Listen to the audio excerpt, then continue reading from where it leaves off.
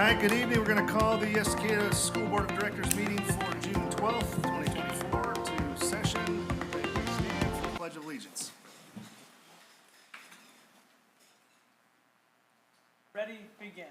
I pledge allegiance to the flag of the United States of America and to the republic for which it stands, one nation, under God, indivisible, with liberty and justice for all. Denise, can we get a roll call, please? Director Walper, Here. Director Martinez. Here. Director Berman, Here. Director Johnston, Here. Director Shibahara, Vice Chair Wheeler, Here. Chair Rydell. Here. We have a quorum. All right, thank you, Denise. Welcome, everyone, to a nice, warm June board meeting. So first up is either the adoption or amendment of the agenda. The first line. Oh, sorry, thank you. Denise, was the agenda properly notified? Yes, it was. Thank you. All right, so I need a motion to either approve or amend the agenda. Chair Rydell, I move to amend the agenda, adding in board leadership elections in B1. Or if we need to do it later, either way. We can do that. Or to B1, Second. second? Yep. Okay. I would just say from a discussion standpoint, for clarity, over the last several years, we have recessed the board meetings for the month of July, just based on what's going on and board members, and so in an effort to not push this off until August, we're moving it up to today. So from a compliance standpoint, we're all good, and so that's why we're moving it to today. So, any other discussion or questions on that? Okay. I guess we need to vote on that. All in favor, raise your right hand. Motion carries. All right. So we will jump into board elections. And so the way that this will work, just as a reminder for everybody, we will open it up for nominations for board chair. Once we have all the nominations for board chair, we will vote. Once the board chair has been elected, we will pass the meeting officially to the chair. The chair will take over. Once that is completed, then the chair will ask for nominations for vice chair. We'll have nominations, we'll do the votes, and then we will proceed with the meeting, and the chair will take over. All right, so as far as nominations, and I'll give a little explanation afterwards, but I'd like to nominate Ben Wheeler for chair. Thank you. If selected, are you willing and able to fulfill the duties of board chair? I am willing and able. Okay. Any other nominations for board chair? And it's a little odd that one chair nominates somebody else to be the chair. I will tell you, I just took a new job. Bandwidth is still okay, but I just want to make sure that I am able to fulfill all the duties and responsibilities that I have, and so I think this is an important, I would not want the school board to get a short end here, at least until I get settled to where I'm at. So that's the reasoning behind that. So we have one nomination, no other nominations, so this would be the time to vote. So all in favor of Vice Chair Wheeler becoming the chair, raise your right hand. Motion carries. All right, so do we stand to do this? Yeah. Oh, we don't have microphones if we stand. What I did my hand. Say, shake with the right hand with the left. Hold on. Oh, thank you. Oh, All right. gosh. Here we go. This is really official. Oh, I got it, actually. I got this. Thank you. All right, so, please repeat after me. I state your name. I, Ben Wheeler, Being duly sworn, being duly sworn, will support the Constitution and laws of the United States, will support the Constitution and the laws of the United States, the state of Oregon, the state of Oregon, and the policies of the Estacada School District. and the policies of the Estacada School District. I will discharge the duties of school district director to the best of my ability. I will discharge the abilities of the school district director to the best of my abilities. So help me God. So help me God. Congratulations. Thank you. I will pass this over to you, and I'm not giving up the big cubicle yet. Whoa. So now we need to do vice chair. So I will accept nominations for vice chair, since I vacated that position effective 31 seconds ago. I'd like to nominate Director Rydell for vice chair. We have a nomination for Director Rydell. Moving into vice chair. Are you willing and capable of that, holding that position? I am, and thank you for the nomination. Any other nominations for vice chair? Okay. Now we gotta do the same thing, right? You gotta vote. Oh, that's right. All those in favor of, now, ex-chair Rydell moving into vice chair, please raise your right hand. Awesome. Motion carries. Okay. I don't know if I can vote for Ex-chair. myself. I don't know how to get chat on my computer, so here we go. Oh, you're gonna hold, okay, here we go. I state your name, I, Ken Rydell, be duly sworn, being duly sworn, will support the Constitution and the laws of the United will States, support the Constitution and the laws of the United States, the state of Oregon, and the policies of the Escalade School District. the state of Oregon, and the policies of the Estacada School District. I will discharge the duties of the Escalade, or of the school district director to the best of my ability, so help me God. Well, that's a mouthful. I will discharge the duties of school district director to the best of my ability, so help me God. Thank you. I don't think Joe Biden could have done as well. I don't know if I wanted to hear that. So, That's true. here we go. Better remember how to Good do job, this. gentlemen. Congratulations. Congratulations, thank you, Trying sir. to get reorganized here now that I'm center of attention again.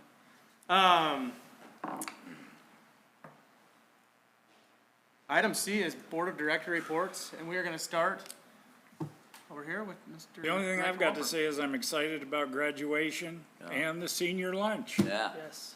So I'm looking forward to that. Thank you. Awesome. Director Berman? I'm also excited about the end of the school year. Disappointed about the bond, but we'll dig into that deeper later, and we'll continue to do the best we can for the kids here. Yes. But also looking forward to graduation. Excited to have a nice day for that. Director Berman, can I ask you about the state track meet? You can. What would you like to know? I believe somebody in your household did fairly My well. daughter is the state champion. Since you're not gonna bring it up, I am. And another Estacada senior was the male district champion. Nice. Excellent. Okay, Nike Nationals are tomorrow. Yes. very nice. All right, let's slide over here to the left with Director Martinez. Nothing, just excited for graduation too. Just, yeah. A lot of festivities in June. Just attended my daughter's wedding this weekend, so I'm a lot of family in town, so I'm trying to catch up with things, but very excited. So it's an exciting month, very, yeah. Well, congratulations. Yeah. Director Johnson? Thanks. A couple things. I was able to go on a couple field trips with Rivermill. We went to a couple different sites for the dam, learning about the salmon, learning about the kids were all very interested. It also helped that there was activities while we were at these different locations. Was able to attend field day with the kids at Rivermill. It was a fun event. I also am looking forward to graduation and wanted to reiterate being disappointed about the outcome of the bond, but we're here to move forward, so that's what we're gonna do. I did, one of the PAC, one of the gentlemen that was on the PAC, and Ryan Austin is an assistant coach of mine on my youth team, so he elected to go to that game and coach the team, but I wanted to just, he shared some information, he couldn't be here, so he wanted to make sure that folks heard that he wanted to personally thank everybody that was in support or helping him and the PAC make the commitment. He wants to learn more as the voter data turns out, so he can learn more about it, as well as just get back into the mix and figure out how he can support the school district in their next venture. So I just wanted to make sure I shared that with the group since he couldn't be here. Thank you. Well, I guess it's me now, isn't it? Vice Chair Rydell, Yeah. do you have a board report? Try not to report duplicates, but excited about graduation. It's like the best day of the year to be on the board. You get to hand out diplomas. But in addition to that too, just a big thanks to the maintenance groups. The grounds look great. It's also, that's a fun time of year too, as you drive through town and everything. It's just top-notch, so big shout-out to the crews that take care of that. And then two more, last week was a big week for high school music, so the mixed choir and band, wind orchestra had their final concert Monday night, which was awesome and well-attended. And then we had the final spring fling performances Friday and Saturday night that were also very well-attended and as to be expected, a huge success and top-notch performances, as we always see from Mr. Frunk and his team. So that's it. I'll stop there. So, All right, thank you. I have a couple things. I too went on a field trip to the dams with Clackamas River. It's always exciting to go there. It's the second time I've had the opportunity to do so. One of the ladies that was showing us around let us know that it's only the Estacada elementary schools that are allowed this opportunity. Nobody else comes in from out of the 97023, so it's pretty cool that they open the doors for us. And I think it is a good learning opportunity for the kids. I have an 8th grader doing the promotion tomorrow night at the middle school in the front yard. And then I too am excited about graduation on Saturday. Do we have any formal bond discussion tonight, or is it going to be at a later date once we get the voter? We'll put the election is certified on Friday, and then we'll work to secure a date to have a full-blown workshop to really discuss the bond. Yep. Okay. Well, I'm too disappointed in the outcome, but looking forward to diving into it again, so. Yeah. Let's go ahead. We have a big, full agenda, so let's go ahead and hand this over to District Reports, Communication Department. Excuse me. Danny and Maggie, if you'd like to come to the mics and let us know what we need to know about communications. Good evening. Just want to echo everyone's excitement about the month of June. It is a fun month in communications with a lot to cover. So some of our projects in progress right now, we have a 90-day rollout that will be coming out in the next week or two. And as a refresher, we do that every year. And district leaders and building leaders share their progress on the action plans that we allow the community to hold ourselves accountable to. So you'll see some of that data and see the progress and how we're progressing on those goals. So we're excited to get that production out into the community via YouTube.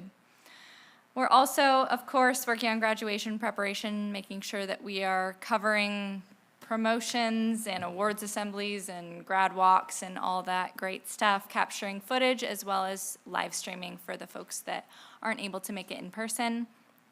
And then lastly, we're embarking on some of our summer projects.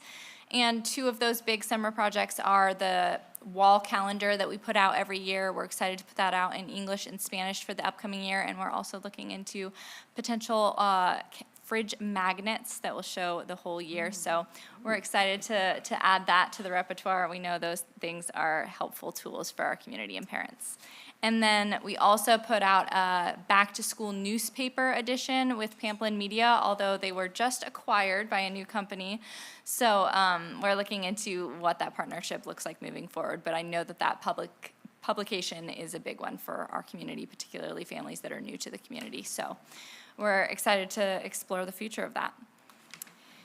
And then recently completed projects, we had a successful reunification event, and I'm sure Mike Ware will talk a little bit more about that, but it was great to communicate that to our middle school families and just have a successful event. I think more than just to us and to the students, it's also a helpful exercise for our families to learn what to do if an event really does happen. So that was a valuable learning process for all of us.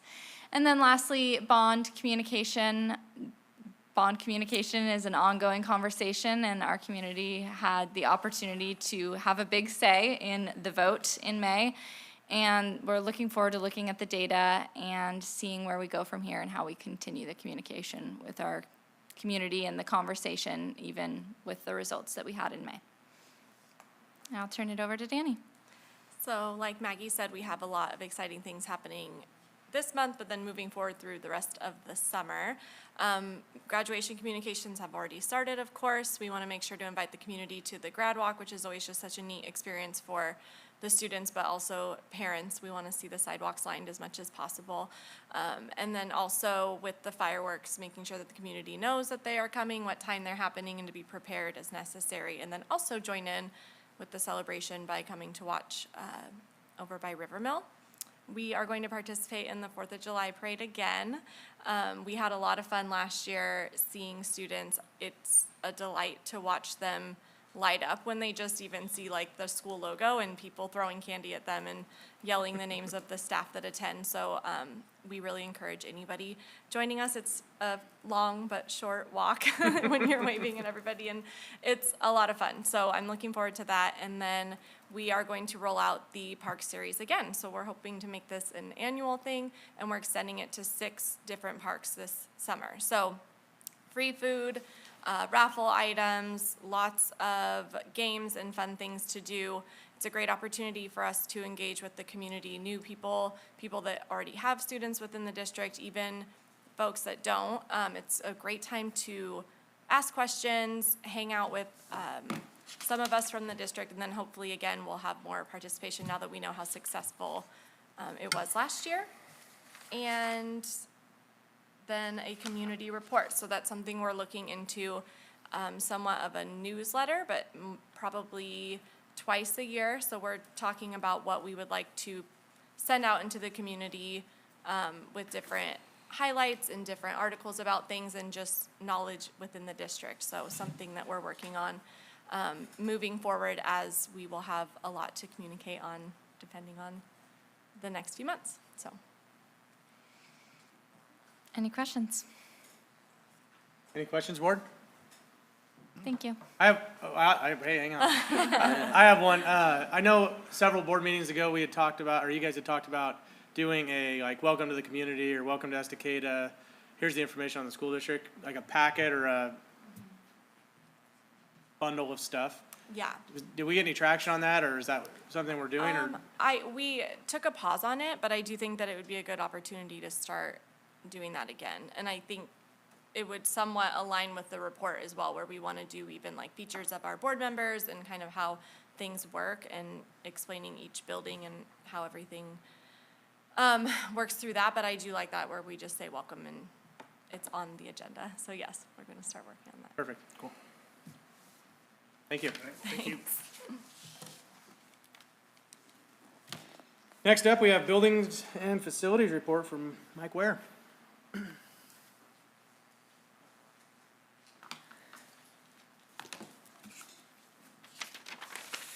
Okay, good evening. For the operations report, always like to start off with our capital improvement projects, and we have a couple that have some updates. First, our Cool Air, Clean Air Center grant is nearly completed. By the end of this week, we do anticipate at least one of those tubes to be working, pumping out cold air, which would be a great success. And then the following week, we do anticipate it wrapping up. This project does need to be completed by the end of June per the grant requirements, so we're on schedule. Some delays with the contractor, but overall, we're happy with the product and the outcome that's going to be here. This is really going to serve our community and our students at the same time by providing that cool air in the gym for our sporting events, but also in the event that we have an extreme heat event within Estacada, our community will be able to access this facility during a certain amount of time. And so I'm working with Maggie and our communications department on developing what that looks like in terms of protocols, staffing those events if we had a high heat event within the city, and what is that kind of parameters of what is accessible by our community and who can bring what to the gym during that time. So more to come on that in terms of communication and publication you'll see coming out from the district. Our middle school project is wrapped up and completed. We actually completed ahead of schedule. We anticipated, again, wanted to be done by June 30th per the grant requirements. Again, this is ESSER 3 funds that funded this project.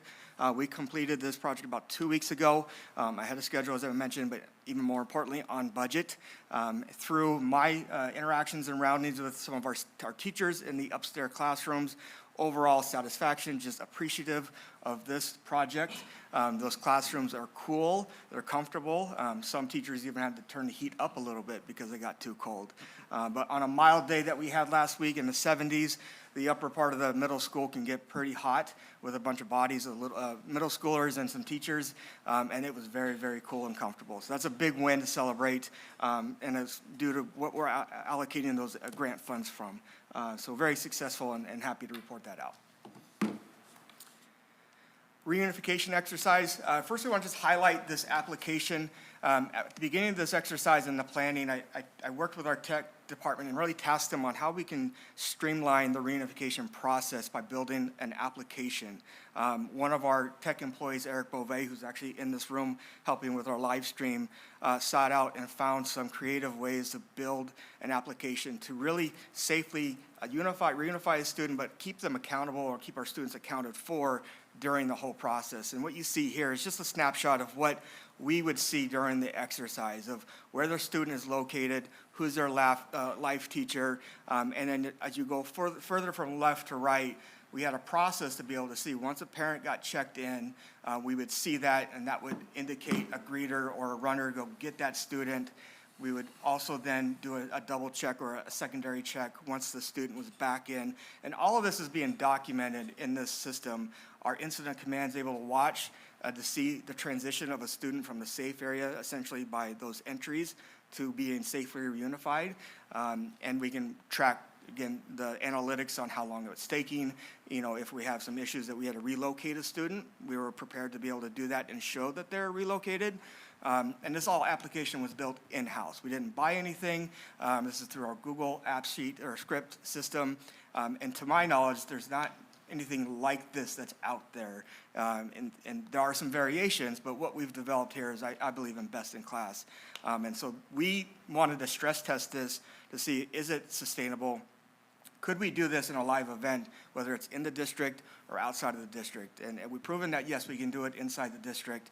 Our next step is to really just test it outside if we had to relocate to the church, to Eagle Creek, to another location for an off-site reunification. So a big, big win to celebrate from the development of this app. Overall, we reunified about 77 middle schoolers on that day. Average reunification timeline from when the parent or guardian scanned in to the time the student was picked up was about 4.8 minutes. Our first student was picked up at 1:47, and with a little bit of asterisk, our last student was 3:58. We had some parent guardian travel issues, and so one student was with an adult, one of our principals, Sarah Shields, until they were picked up. Overall, it was about an hour for the mass of our students. And again, I want to thank our community for supporting this event, but also our district for supporting this event. This took time from our leadership, from our staff, to really dedicate, and it only makes us better while we improve our systems in emergency management and response. So just very appreciative and grateful for that event. And then last month, Director Johnson asked about tech replacement schedule. So here's what we are proposing to go forward with going into the new fiscal year. We are proposing 75 staff devices, 450 student devices. We have classroom Chromebooks, which are our older devices that we put in there for that reason. They're older, but they're used for when a student forgets their device. And so they're a bit longer or older in age, and they're ready to be e-cycled out. So some of the current devices will go in to the classrooms. We have some TVs that we're replacing, and a number of phones within the district that we're replacing. Overall, we're going to be e-cycling about 530 devices. And then our next step now is to look at our loss ratio and really limit how much loss we see going into the school year, or going into the summer rather. Last year we had a loss rate of about 2%, which is unheard of. Usually it's at that 10 to 12%. And this year at this time we're about 1.5%. We do anticipate that changing as we get into collecting devices from our students. But we also have implemented applications to be able to ping our devices. So if a student is in Campanella Estates or down in Alabama and they turn their computer on and sign on, we get a ping on where that device is, and we're a map of where they're located so we can reach out or try to track down that device. Again, these are hundreds and thousands of dollars of assets that we want to protect. And so again, from an innovation lens and a way to track those assets, we've done our job in doing that, so. Any questions? What was the grant value on that cooling project in the gym? I don't recall. 232,000. Very specific because we actually had to procure the work prior to being awarded, which was a little different. Well, it's great work by you and your team, Yeah. making good use of grant Yeah, dollars. thank you. You don't always get to pick your project, but you are nimble enough to take advantage of grants when you see them. Thank you. Nice work. Mike, it seemed like to me, at least at River Mill, and I don't see the other elementary comment, or, comments, that the devices were collected earlier. So was that an event that you guys had talked about, trying to collect these a couple weeks earlier in the mix to make sure that they're all in hand? Yeah, I can speak to what I know from our tech department, but our tech director had worked collaboratively with our principals at the elementary to start collecting devices early on, just to get ahead of it. Yeah. The big push is with our secondary over the next couple days, and then our seniors, obviously. Yeah, no, Lee, my high schooler still has his. We know. We know. Yes, we know. Some students may need to keep their device for whatever reason over the summer, and we work with the families on a more case by case. Better question is, does he know where it is? That's the other question. It's in the closet. We can see it. He's been using it lately, so yes. That's good. All joking aside, I do need to say for liability perspective that if we were to access that location, it would be only to recover our asset. By no means does the school district incorporate any location services or devices when using for educational purposes. So I need to be very clear about that. We do not track devices like that. Thank you. Thanks, Mike, for putting that information. Yeah, in. you're welcome. Mike, by finishing the middle school early, were you able to realize any savings? Not yet so far, not yet. And that went right to budget, so we know, and that was ESSER 3, so it expended everything we had, which was good, but we haven't been able to analyze the savings quite yet. Okay. Our next step, and I'll just kind of go into the next step, is prioritizing what should be next within our district in terms of which classrooms we need to start looking for grants, looking for opportunities to invest in and continue that indoor air quality. Great, thanks, Mike. Thanks. All right, next up, we have Finance and Accountability Report from Christina Irish. Good evening. Thank you, Board. I'm going to share with you the financials for month end of May. Hold on just one moment. Let me turn it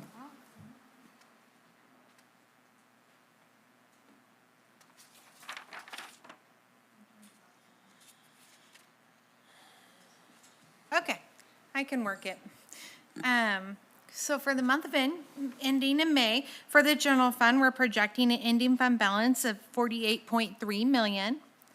And, I'm sorry, not an ending fund balance, revenue of 48.3 million, expenditures of 41.5 million, which will give us an ending fund balance of about 6.8 million, which is 17%. Next, gonna look at the revenue for expenditures. For instructional services, for encumbered and actuals, we're at 95.9%. And for support services, we're at 94%. And our transfers are gonna be at 100%. The next up is capital projects funds. For revenue, we're projecting 1.7 million in revenue and 800 in expenditures, and that'll give us an ending fund balance of about $895,000. Is there any questions about the financials before I move on to enrollment?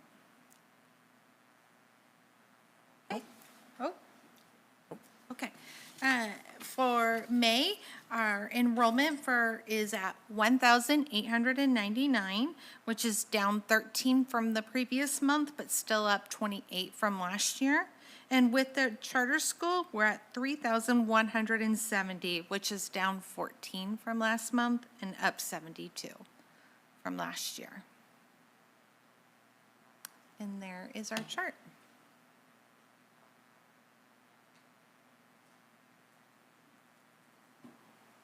And we did do some just digging into the enrollment numbers at the high school for 12th graders, and the enrollment is the students actually attending now. You will note when you're at graduation, we do have a higher enrollment than what is currently there, and that's because we had some students that finished early. So just kind of a note to that. So this is actual attendees as of May 31st. That's the 81 number there? It's the total is 116 if you count Clackamas Community College and the DCLA program. Is this the first cohort that's gone through Clackamas Community College for 2 years? That's gonna be next year. Next year is year 2. Yeah. Okay. Yep. And those kids will still receive a diploma from Estacada, is that correct? Yep, and an associate's degree. Okay. How many are in that program? 31. That's awesome. Yes, 31. No, that's next year. What? There are 20. I think it's on that 27. slide. Yep, 27. 27. 31 are already enrolled for next year. Yep, 27 this year. yep. That's great. Any other questions? Do we have any idea on kindergarten, not roundup, what do we call it now? Yes, I have that in my superintendent report. Okay, then I'll back down on that for a sec. Is there anything not discussed or shown in the financial report we need to be aware of? No, there is nothing. I ran out of wind there. Thank you. Thank you. Superintendent's report. Let's hear about those kindergartners. If you need to grab a drink of water, your superintendent's report is quite hefty today. Okay. Excellent, thank you. And is this ready to go for Oops, me sorry. with my thing? I'll assume that it is. Like it. There we go, perfect. Okay. Board of Directors, I'm excited to have the opportunity to give you a full superintendent's report with so many hot topic issues on our plates as we conclude what's been an extremely successful school year inside the Estacada School District. Before I get started, I just wanted to take a moment and pause to give great thanks and gratitude to the 280-plus employees who work for the Estacada School District and the magnificent job that they've done to usher in a successful school year, both closing gaps, changing the lives of so many kids, and making sure that all children have the resources that they need in order to be successful inside our organization. Each and every single day, our employees come with a smile on their face, just ready to serve our community, and our success this year is in large part due to just the great work from an aligned organization, from bus driver, cook, custodian, nutrition service worker, paraeducator, classroom teacher, secretary, and principals and leadership team. I'm just so proud of what we've done this school year, and it's a team effort, and that just needs to be recognized first and foremost. I have what's roughly 6 or 7 bullet points, counting Director Walper's request from a couple of months ago that I am fully studied on and am prepared to make a recommendation to our board on as well. And so I look forward to being brief, but at the same time, not only do I want to take this moment to intentionally and transparently open up a big dialogue and conversation with our board, I also want to use this opportunity to educate our community and those who are listening, because as we emerge post-failed bond, the needs don't stop and the work must continue. And so we are saddled with the responsibility of pushing ahead to accomplish our mission, vision, and values, which were established by our community through our strategic plan. And I'm excited to continue to play a leadership role in moving our organization towards those expectations of our community. The first thing I'm excited to share today to both the board and the community, as we have just completed our state testing known as SBAC, Smarter Balance is another word for it. These are the numbers that compare us to other school districts around the state of Oregon and around the United States of America. And I am pleased to report to you today that while the results are unofficial and we won't know the full unconfidential number until October, once everything gets ironed out and the data has been regression analytics, etc. However, I can tell you that we have achieved our best testing outcomes in the last 5 years and maybe beyond. Our testing scores this year are fantastic. Now, they're not where we want to be just yet, but I can tell you that we have 6 grade levels, and there are only 7 grade levels who test. 6 of them are above the state average. And this is a gigantic improvement because last year, only 1 grade level was above state average, which shows our tremendous growth from one year to the next. Our language arts achievement is going to be the star of the show as we begin to look at our data. And again, a lot of that goes to thanks to the board's investment in a brand new language arts curriculum 2 years ago and the great continuous improvement work that's happening inside our classrooms that is led by our instructional coaches.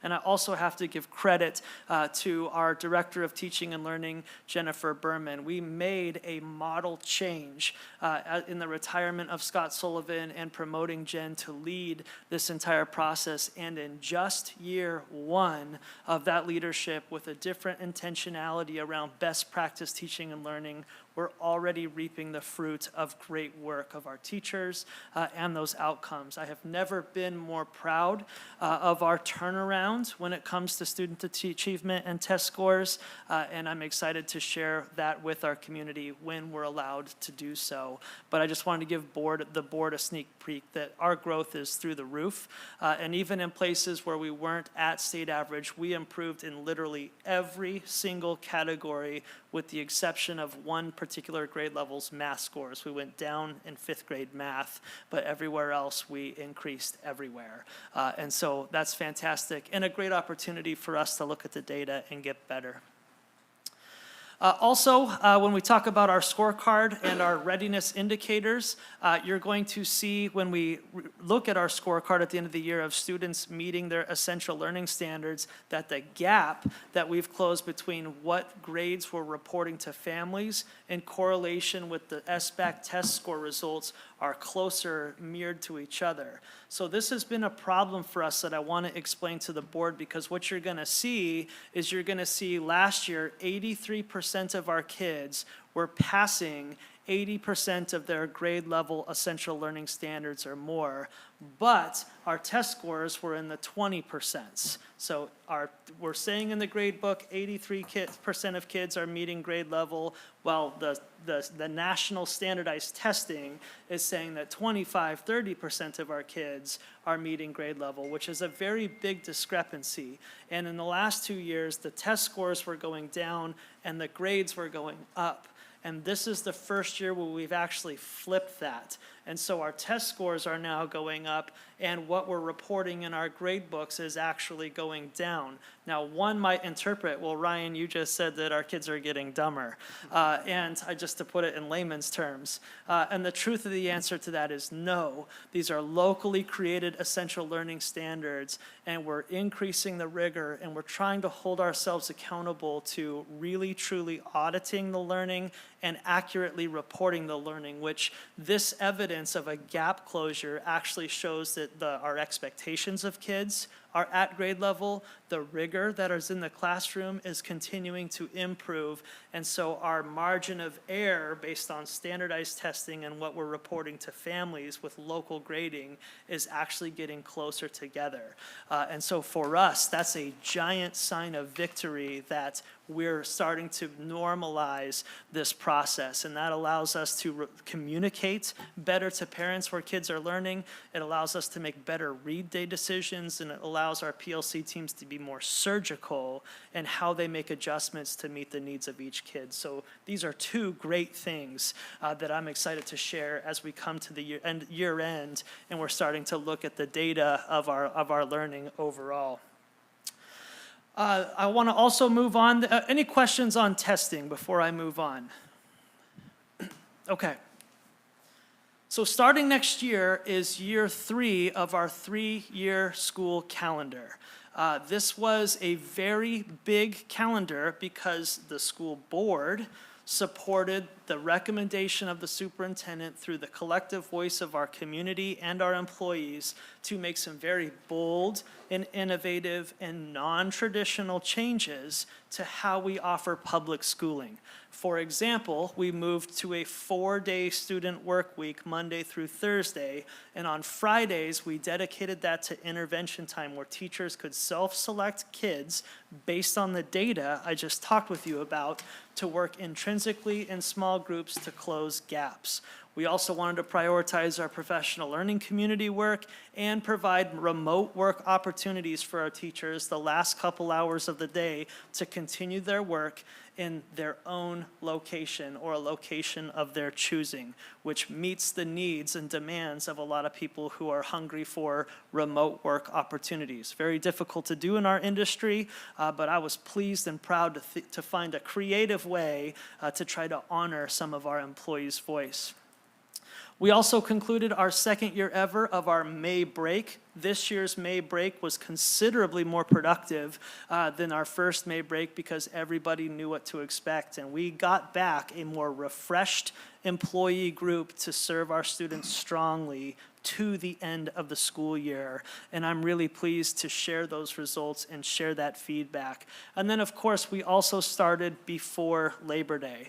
One other thing that didn't meet the mustard from our first proposal was we had also proposed a fall break, if you'll recall that, and that increased an additional week on the back end. So instead of this being our last week, next week would have been our last week in exchange for that fall break, and that didn't receive the support from our internal employees, and so we listened to that voice and chose not to do that. But I think as we come back to the conversation, which I will be kickstarting next school year when people come back as preparation for the next 3 years of a calendar, that will be back on the table as well as everything else.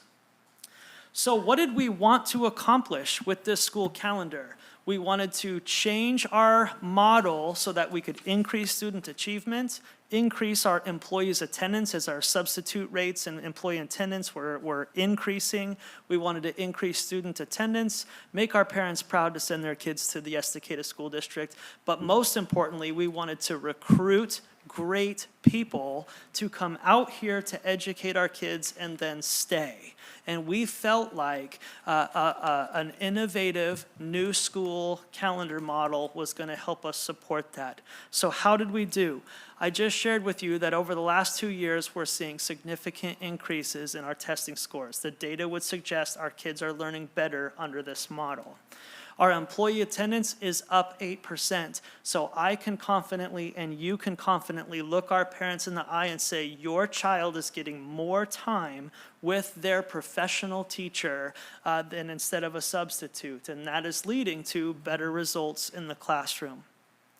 While the United States is in a crisis with students' attendance across the country, the Estacada School District continues to defy those odds. Our attendance rate continues to increase, and we're still in the 90% of kids coming to school regularly, which is fantastic. This calendar is supporting that as well. As you saw a couple of months ago, our parent satisfaction is at record levels. We scored a 4.11, which is a brand new record for parents' satisfaction of sending their kids to our school districts. 4 out of 5 stars. We're very proud of that, and we think this calendar is a reflection of that satisfaction, along with many, many other things. And then last but not least, with recruitment and retention, we are seeing a fantastic retention and recruitment rate. In fact, here's something fun to learn in case you're at a party that requires somebody to talk about things because the room is quiet and awkward. We have 113 millennials in our workforce. That's people born from 1982 to 1996. That represents 40% of our workforce is now millennials. We are expecting, and again, things can change between now and when the school year starts, but we are expecting right now a 98% retention rate of millennials. We have 20 Generation Z employees, both in the classroom and as our support staff. Those are people born from 1997 to like today, I think, is that generation. We are expecting a 95% retention rate with that generation as well. So that should be data that would indicate to you that our new and innovative calendar is in fact recruiting and retaining the type of people that we want to identify with today's learner through that process. And so I just wanted to share with you what's coming when it comes to the next three-year school calendar and the conversation that I will be leading with our employees, our parents, and our community as we prepare for that. But I also wanted to give you an update on that process, and I'll pause there for questions regarding the calendar. Any question on the calendar? Is the three-year term on that calendar pretty industry standard? Yes. Yep. Yep.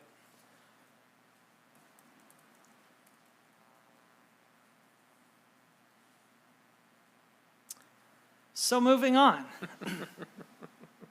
This one I anticipate to be controversial, and I expect a great community conversation, and I also expect many people to share their opinion with me about this next conversation, which I welcome, as it is a conversation we need to continue to have.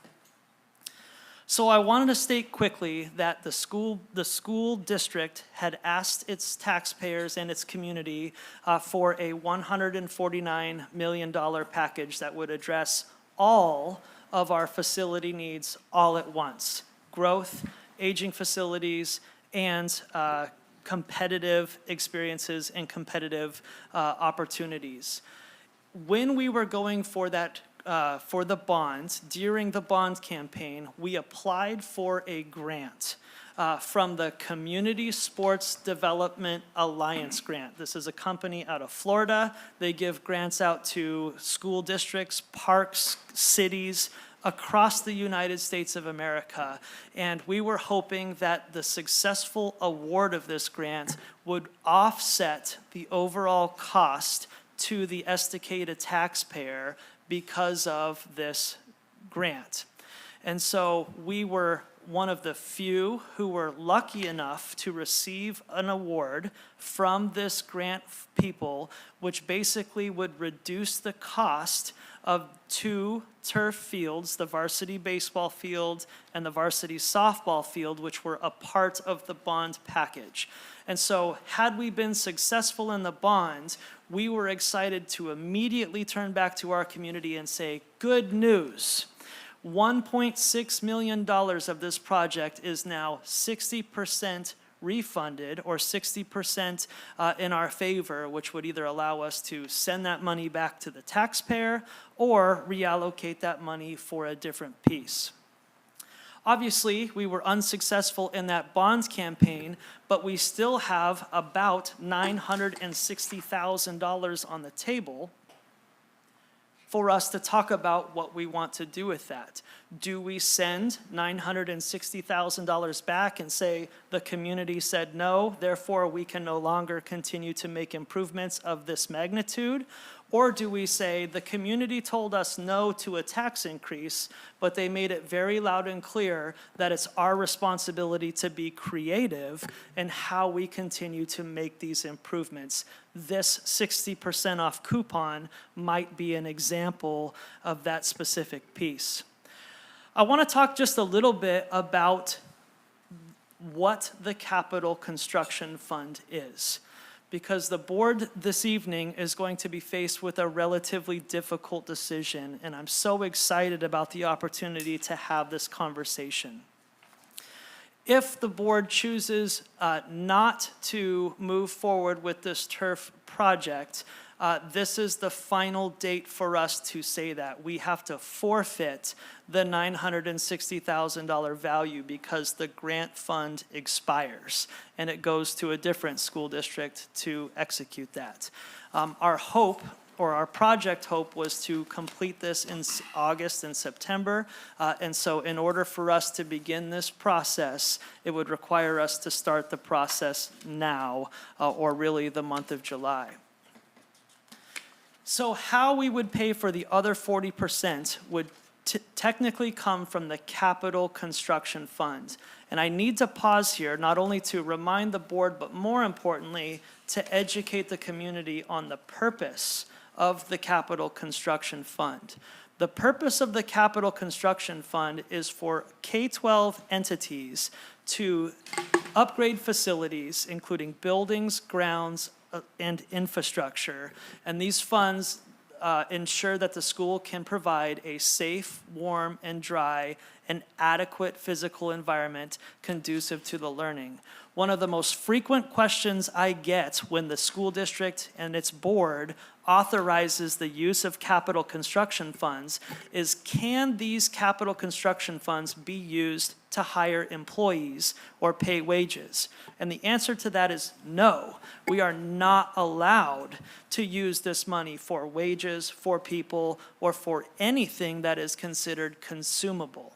The purpose of a capital construction project is actually to increase the asset or the property value of a public property or a public location or entity.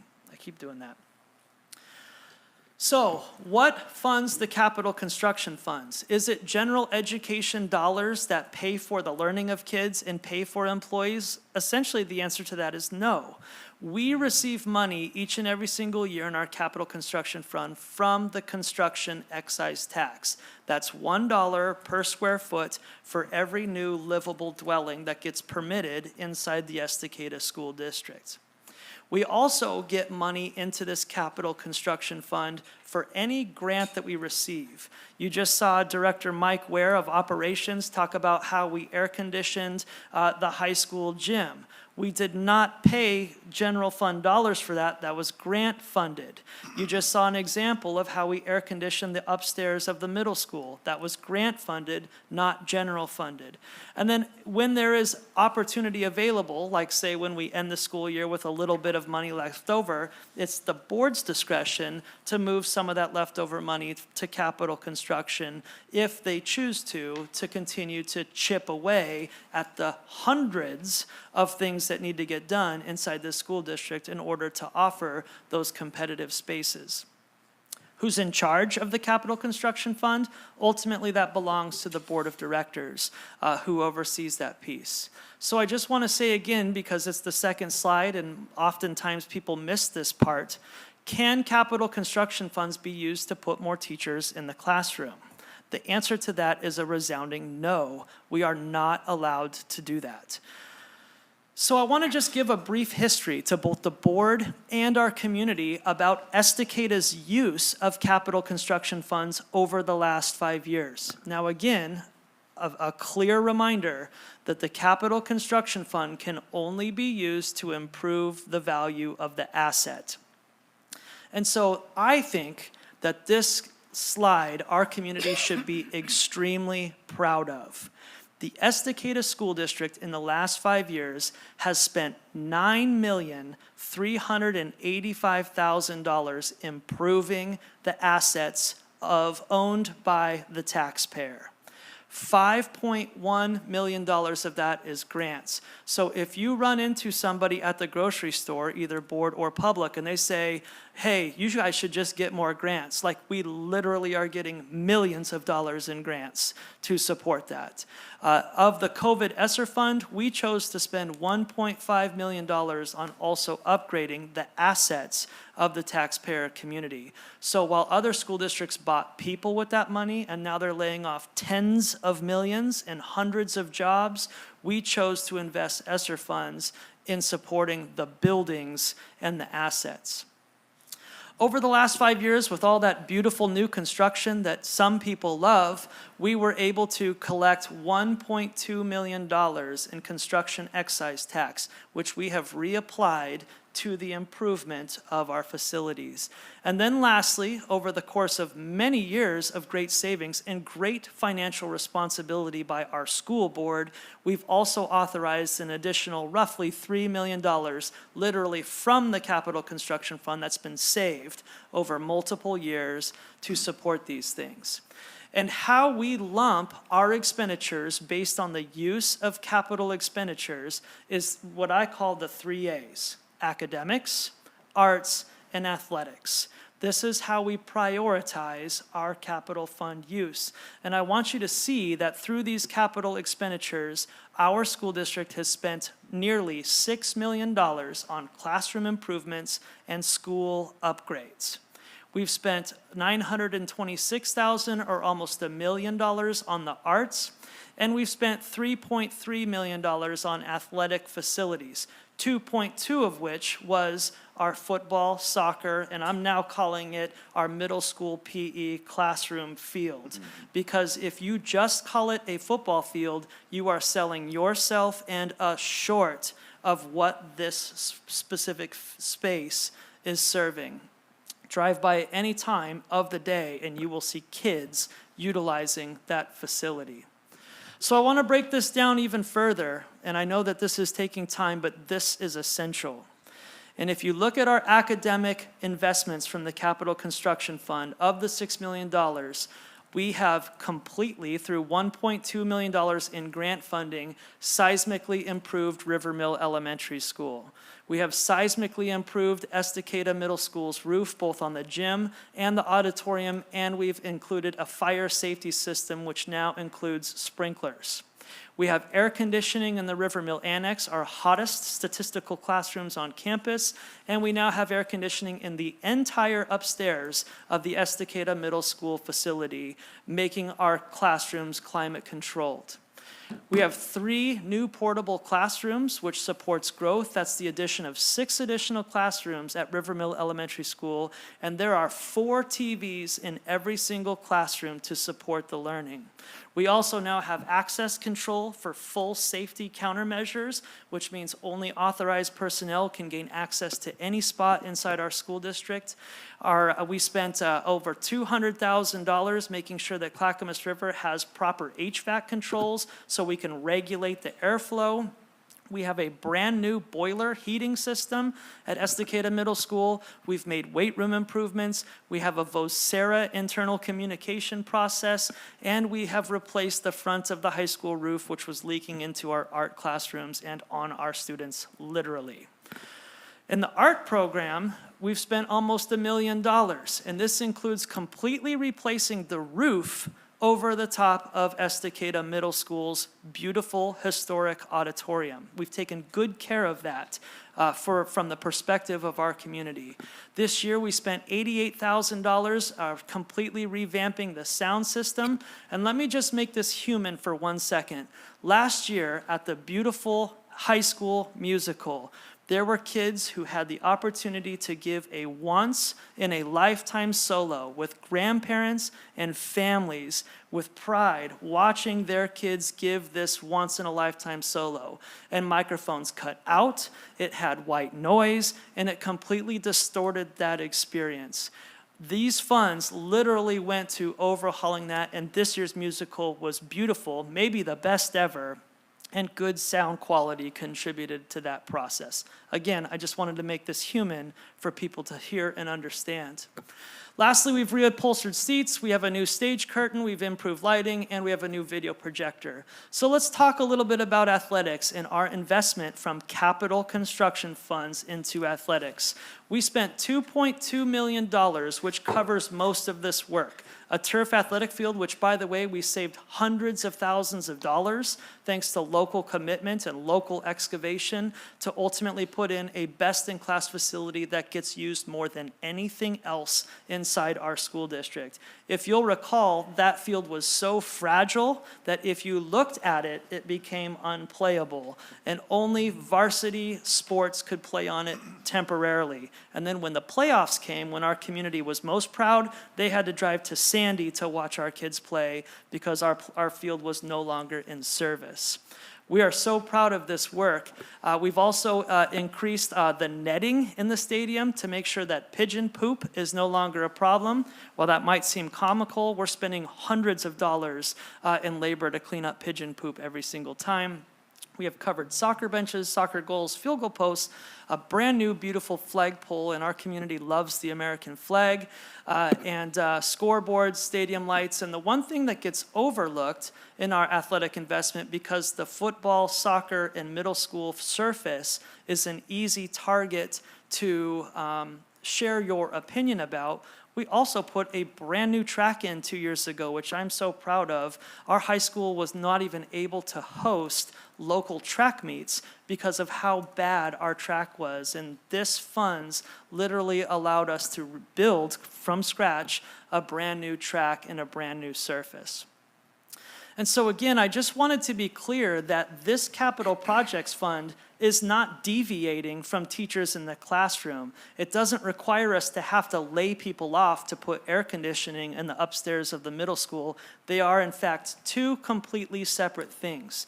If you look at the general fund, this is the $10,000 we get for every kid who walks inside our door.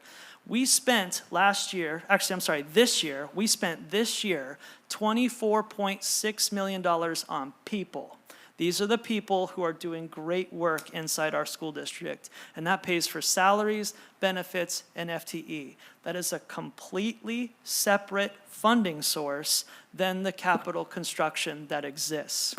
Capital projects, this year, we spent $2.4 million this school year in capital construction. And you can see there, the majority of that is in the classroom. River Mill seismic, Clackamas River controls, air exchange, air conditioning, our portables, and our boiler and the high school roof, most of which, if you can see there, was grant funded. We were awarded grants to support this. We spent this year $6,489 on athletics, and that was to overhaul our stadium sound system. And we spent $88,000 on the arts. So the reason why I wanted to share that with both the board and the community is we have a decision, a very tough decision that has been placed on our lap, and that is we have roughly $960,000 free dollars at our disposal to allocate to continue to chip away at the many things that we need to do in order to make sure that our kids have competitive spaces, address growth, and improve our facilities. Now, the last thing I want to say on this piece, and I want to be loud and clear about this, is we have 100 priorities inside our school district, and to turf the baseball field and the softball field is probably the 79th priority in terms of all the priorities that we have. Unfortunately, though, it has become our responsibility to just chip away based on whatever grant we have to do these things. If we could find a plumbing grant today, we would knock it out today. If we had an HVAC grant today, we would knock that out today. What's in our lap right now is a synthetic artificial turf grant that is there, and I will be recommending this evening that the school board consider moving forward with this, because I also think that it could be considered wasteful or short-sighted of us to turn away $1 million to improve our facilities, especially during a time when the future of large-scale community investment in our schools are uncertain. We will continue to aggressively pursue all grants available to us. This just happens to be the one that we have right now. So I'm going to pause on that for a moment. And I've got a question. yes, sir. Quite a span, 150,000 to 600,000. Yes. Talk to me about that. Yeah, so that's a great question, and that's a misinterpretation of how, that's our fault of how we wrote that. So the reason why $150,000 is there is because the board has to take action on any expenditure over $150,000. What we're really asking is a project allotment not to exceed $600,000. So the $150,000, which is our mistake, it shouldn't have been in there, that's just the trigger of what is required for board approval, if that makes sense. Yeah, that makes sense, but I've got another question. Of course. Can we get more people helping again this year like Yes. we did on the football field? Yes, yeah. So specifically for this, I've been in works with the city of Estacada, who has been a great partner, and we have an intergovernmental agreement with them on the back 20 acres, and we're working through the process right now to reallocate some already set-aside dollars from the city to support us in this. And so I do expect to see a pretty significant offset right out the gate in terms of what the school district needs to provide. Because there are over 400 kids who play baseball and softball at the youth level this year, and there are over 400 kids who are playing soccer at the youth level. And so not only do these fields support the kids going to our school, they also support over 800 kids who go to our schools that participate, and there are no park spaces. And so the city is working on contributing some significant funds to help us offset that. And we're still gonna go reach out to see if we can offset the cost even more. I would really like to see a layout. If it's gonna be 600,000, I'd like to know that that's firm, or Yeah. close to firm. Yes, And each item individualized. Yep. So that we could say, okay, excavation is X amount of dollars. yes, And if we're gonna do the excavation, we're gonna get donations for that from the community, how much less that would be. yes, yep, that sounds good. And we can accomplish all of those things with oversight, and we can continue to chip away at it. What we need to do tonight is just create a threshold, because if we don't do that tonight, this grant expires. Right, I And understand so, that. but, yep, I hear you loud and Yeah. clear, and I want to do a great job in communicating this to our community. Yeah, Good. Thank you. yes, thank you. Okay, Any other questions? I just wanted to ask, are we gonna go to do an request for proposals on this one? yes. Same as usual? Yep, we've done the request for proposals, and that's where we get the 600,000 number. But what we haven't done yet is like start picking the actual people to excavate, to do those things, install. And so there'll be a whole new process coming to actually select the work, if that makes sense. There will be another RFP for the excavation. Yes, yeah, there are more RFPs coming after this. So that we've done one RFP for the turf, and now we have to do another RFP for the excavation. Okay, wait a minute. I just wanna make sure I understand this. That 600,000 is just for the turf right now? The carpet costs $1.6 million. We have a 60% off coupon. And so we're paying $600,000 for the carpet, but we're paying $300,000 or something like that for the carpet, and this authorizes the ability for us to get excavation and do that work, yes. Okay, so if we approve this tonight, which sounds like a good idea on the surface, Sure, and then we do an RFP for the balance of the work that needs to be actually the installation. yeah. I mean, could that exceed the 600,000? We're gonna try not to, yeah, no. I mean, yeah. over and above, so we could be looking at $1.2 million? Yeah, that's not the intent. Our intent is within that $600,000 to have everything completed. If we do get an installation cost considerably higher, then can we back out? Yep, absolutely. We would have to do that because that wouldn't affect teachers in the classroom. Right. But it would affect the bank account of our capital construction. Right. Yes, yep. And you would have to come to the board after exceeding 600 Anything anyway, over so we would 600, we'd be have to come to you notified. anyway. Yep, yep. Well, we know it's gonna be over 600, because 600 is the price of the turf. The 600 does everything. The price of the turf, I believe, I'll have to get back to you on that, but I believe that $600,000, the not to exceed, that is the turf and everything. That is the full package. And I think that's what's confusing, because Yeah. what you first said was the Yeah. the My turf is bad. 1.6, Yep. but the turf is 1.3. There you go. Yes. We're getting almost $1 million off, so we're Yes. kicking in 300 for the carpet plus That's another correct. 300 That's for my fault. excavation. Yep. Just to clarify. Yes. Thank you. My fault on that. Yeah, But no, and thanks Rosa for, is right, so then if we go over 6 and we approve 6, right, we would have Correct. to come Yeah. back to review. yep, Right, If it was $600,400, right? We would have to approve the additional $400 Yes, we to be would. spent. So Yep, absolutely. that's the gatekeeper. It'd be Yep. nice to hear what those numbers are before we Yeah, well, put a shovel in the grass. aside from that, like the intent, because we want to do a great job here, because we know that this will create all sorts of different opinions, is we want to be forward and transparent. And so if you get surprised by where this is going, then we're not effectively communicating. Like this is going to be a community project for the community, and we were just lucky enough to have a grant to offset that. Yeah, we want to do this really well. Yep, and once. You scared me there for a minute. Yeah, no, that's a good call, and I appreciate the question. Yep. Okay. Can I go back to a couple other things, just Yeah. real quick? Ryan, you don't need to do it today, but I'm wondering, for Faye in the SBAC, Yep. for who accounts for it. I don't know if it's 100% of our population. I assume it isn't because some kids come in late.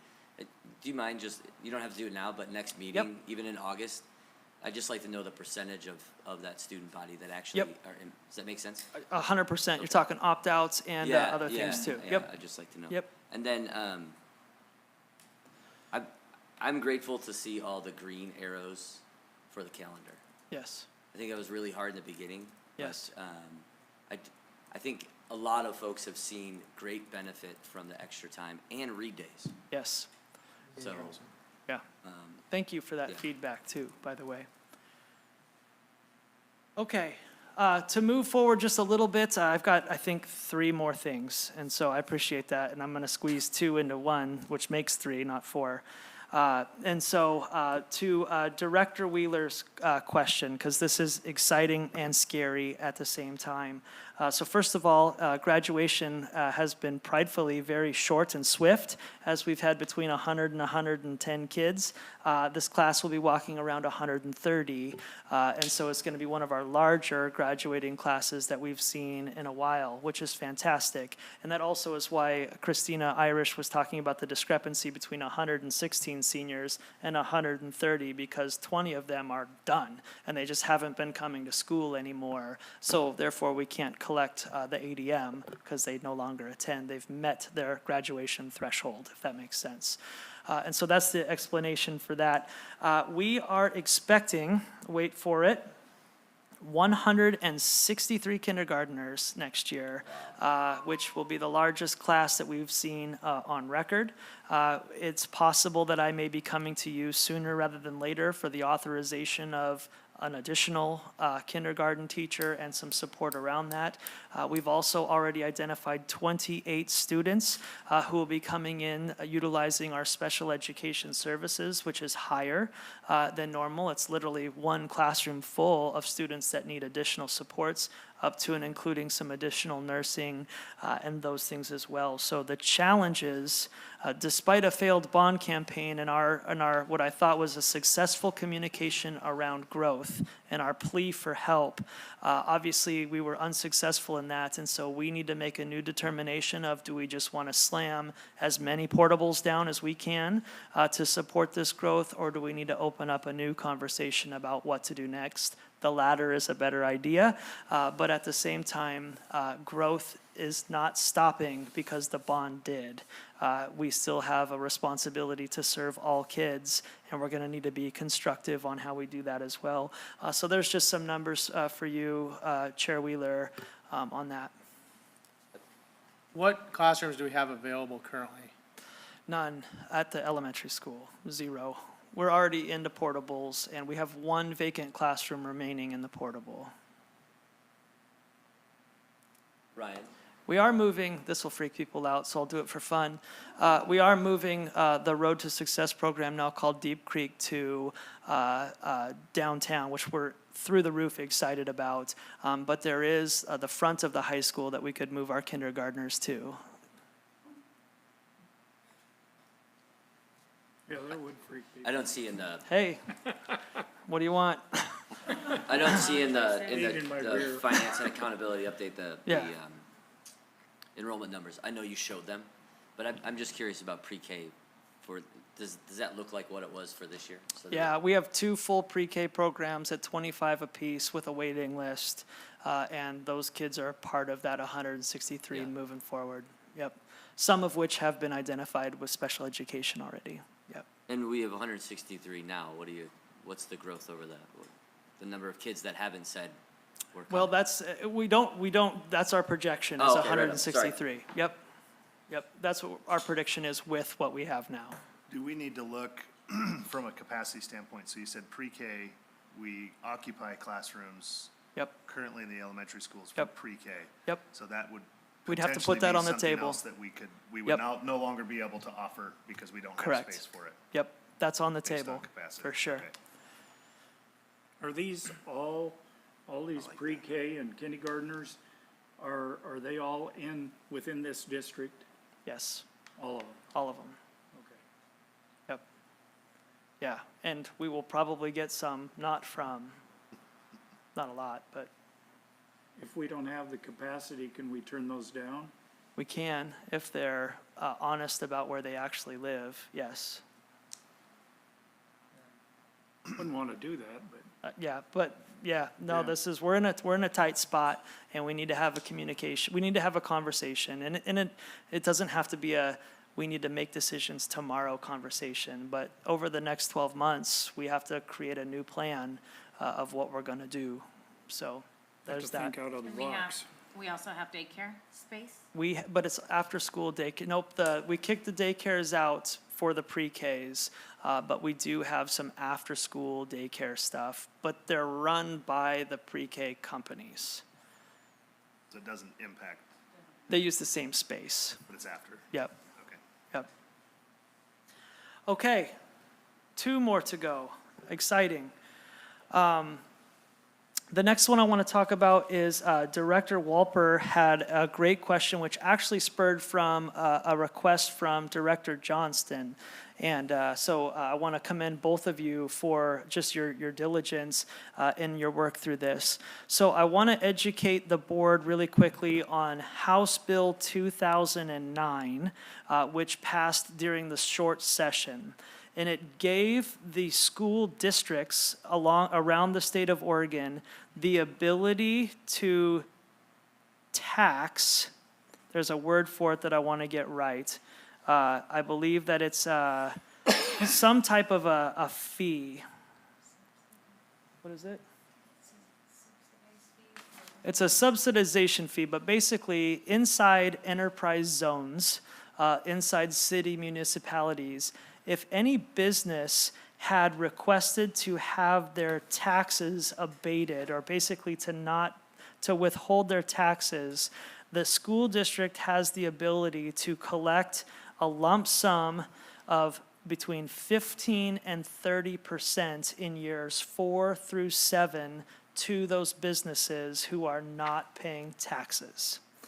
So I met with, who's doing a great job, by the way, down in the city, down at City Hall, to get a better understanding around this.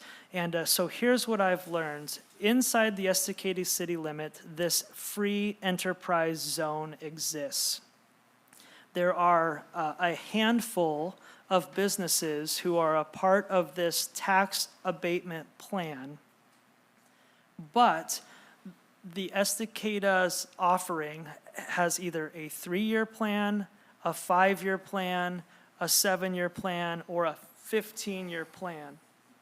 And currently, everybody is registered for the 3-year plan. In order to qualify for the 3-year tax abatement plan, you have to increase jobs inside your company by 10%. Now, this is cool because if you have no people, all you have to do is hire 1 people, and you have met that threshold of an increase of 10%.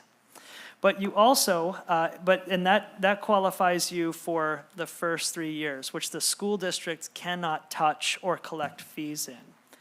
In order to qualify for the 5 and 7-year plan, you have to, along with increased jobs by 10%, you also have to prove that you're paying your employees over 100% of the median income of Estacada. So that means that you need to be paying your employees 100% more than $72,000, which is the median income for Estacada, which none of the businesses who are a part of this process has either meets that threshold or has applied for that 5 or 7 year plan because they don't intend to meet that threshold. Therefore, since this law, the school district can only collect fees from these businesses in year 4 through 7. There is no entity to take the money from.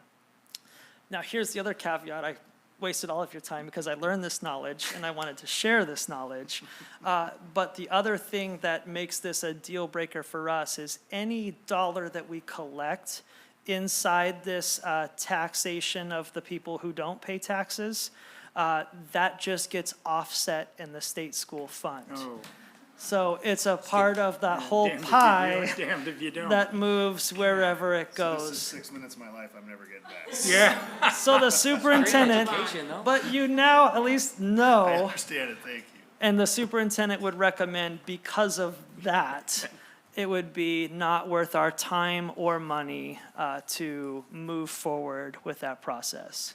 However, thank you for asking the question, and thank you for requiring follow-up on it. Is this only for enterprise zones or is it for urban renewal districts too? Nope, although there is one called, well, you have to clarify if it's a urban renewal district or not. It's a long-term rural enterprise zone, LREZ.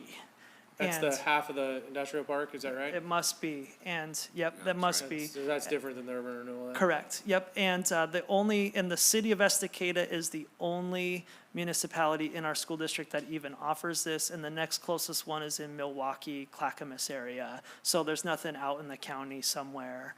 I think they were a big thing in like 2008, 9, 10. They must have, yeah, I'm Stimulus really era. studying as I go, just to provide you with the information, but, yeah. And you mentioned some businesses use it. I think it's a pretty low number. It Did you is. actually get a count? Or is it- I just don't want to, there are 4. I was gonna say it's, I just don't want to break confidentiality as of who, because I don't really I don't know, wanna know other than too. a I couple just- examples I My hunch was got. it's a very low number anyway, It is, because it's not a total easy program to use. for sure. Yep. So anyways, I no longer recommend that we move through that process. And the last one is middle school time change. And again, I think this is one that has the potential to spark opinions from multiple folks inside our community. But I'm excited to support the voice of our Estacada Middle School program, our teaching and learning department, and our movement to really try this and study this. So here's what this is. Starting next year, Estacada Middle School's start time and stop time will mirror that of the elementary school, no longer the high school. Now, we are legally perfectly okay to do this, and here's why. Kindergarten through 8th grade, the state requirement is 900 hours. Right now, Estacada Middle School is in school for 1,010 hours. So we're literally 110 hours over the minimum requirement of Estacada Middle School. Now, the thing that I wish I could tell you is I wish I could tell you that the more these kids are in school, the better they learn. But the data actually proves opposite. Now, Estacada Middle School did experience growth. It is our most low-performing building. Now, the problem is because our middle school kids are at school the same time as the high school kids, that does not give our teachers or our coaches any opportunity to truly develop professionally in order to meet the best class or best practices instruction inside the classroom. And so our ability to mirror our middle school with the elementary school will begin to provide time for our employees to meet more, to look at data, to develop more, to improve the teaching and learning actually happening inside the classrooms.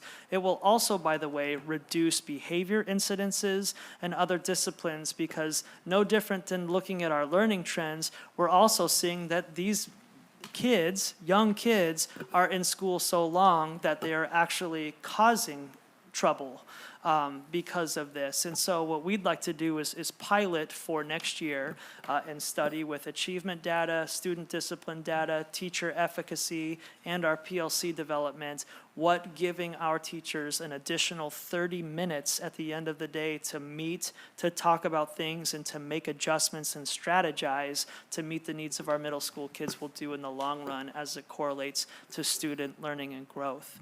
Now, I think in large part, this will be supported by our community. I do anticipate, and I'm already experiencing a little bit of pressure in terms of our middle school students riding on the same buses as our elementary school students. I do want to remind our community that not 3 years ago, K-12 was on the same bus together, and we did make a concerted effort to try to divide that. I think we can all agree that the morning routes, all kids are dormant, but the afternoon routes are something that we do need to be mindful of. And so I just want to relay to our parents and to our community that we will not just operate this without a plan. We are going to be extremely mindful as to how we not only deliver this new service, but also how we study if it's doing exactly what we want it to do as we make that adjustment. And so I am communicating that to the board, and I'm happy to take any questions on that. Yeah, I got a couple questions.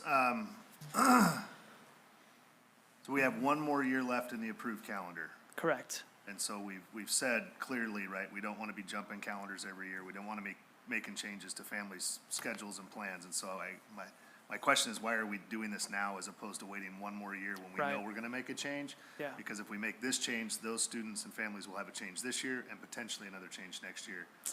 For So sure. I don't- Yeah, I'd like to understand that. No, that's a great question, and obviously start and stop times are separate from the calendar, from that perspective. But our team, the people closest to the work, are saying that this is a problem and it needs to be addressed now. And so I'm trying to relay that communication not only to the board but to our community as well, that the time needed to make the adjustments in the strategies from an adult perspective is something that we have to make that adjustment to now. And then that should set us up with data to see when we make the 3-year calendar, if this is in fact a strategy we want to continue or not to continue. And so I do hear that concern for sure. And I also know that there's several programs that the middle school and the high school partner on as far as classes, and I understand that Correct. this is potentially impacting that in a negative way. Right. So I don't know if you have been close to that, but Oh, yeah. I would assume you have. So, Yeah. So again, just another, how are we solving for that? Yeah, yeah, absolutely. And a lot of the concerns that I think you're alluding to also deals with the master scheduling inside that process. And I know that our middle school principal, who by the way is doing a fantastic job in year one and is already transforming culture in so many ways, I know that they're in conversation, particularly when it comes to elective opportunities and how our kids can continue to engage in electives. Another controversial one inside of that is also our manufacturing program, because again, when we were restarting our manufacturing program, there was not enough kids to fill a full-time high school program, and so we opened that up to the middle school. Well, that's been 3 years now, and the high school program is full like we wanted it to do, and so now we no longer need that feeder process, but we also understand how popular walking over to the manufacturing program has been to our middle school kids. And so that's that's an example of, we have a lot of things we still need to work out regarding this over the off season and over the summer. I just wanted to begin that communication sooner rather than later, but also to let folks know that there's a lot of things we need to work through in order to execute this properly and study it properly as well. Sorry, Ken, go ahead. There, you're good. If it needs to happen, I mean, it needs to happen, but I wouldn't, you can't A/B test this, right? Because Correct. years are completely different. Yes. Right, so if you had concurrently running together, like if you Yeah, had the same group, yeah. right, doing that, we could say an A/B test, but Yeah. I don't think we should use satisfaction, Yeah. because that would be okay to use, but I don't know For if we sure. should use like raw data from student Yeah. scores, because I don't know if we're good, that could be just different groups of kids. Right. No, absolutely. teachers And and I so on. appreciate you saying that too, because one thing I forgot to mention is we're in an anomaly in our middle school mirroring the high school schedule. Obviously, if you look at bigger districts, you know, the elementary runs on its own, the middle school runs on its own, the high school runs on its own. But as you notice the state law, it doesn't say 6 through 12 has 990. It actually says K-8 has 900 and the high school has a different score. And so the fact that historically our middle school has mirrored the high school, I mean, obviously we make all decisions sadly based on transportation reasons. But at the end of the day, there are more school districts that mirror their middle school with the elementary school, not the high school. Which seems backwards because 6 through 12 scheduling, master schedules look much more similar than they do It's true. K through 5. Right? Yep. But Yep, you're right about that. it's just archaic way to Right. say they need this amount of hours. For sure. And in a community our size, we have to sometimes share resources and share assets. And just like Vice Chair Rydell was talking about, like in a community our size, we do have to swap people in order to make it work. And that's a real factor. Yep. How is this going to affect transportation? It won't, well, I shouldn't say that. Come on now. I shouldn't say that. Our transportation department is working hard right now to build a great routing schedule for next year that will accommodate this. And there's gonna require, we're gonna need to reroute how we've done things traditionally anyways, because some of the neighborhoods are becoming so giant that they're filling buses. And so we're purchasing more buses, we're hiring more drivers, but essentially our transportation department is confident that they can, although they have concerns also, I need to clarify that because I met with the transportation department this morning. They have concerns about the dynamics of middle school kids and elementary school kids on the bus and managing that. And I want to honor that voice that was reported to me this morning. But they are confident that they can faithfully transport K-8 all on one route. And then there'll be some emptier high school buses for sure in the afternoon based on that decision. Yeah. But that can also save on routes in the afternoon, You're right. right? And Yep. duplicating and those 100%. things.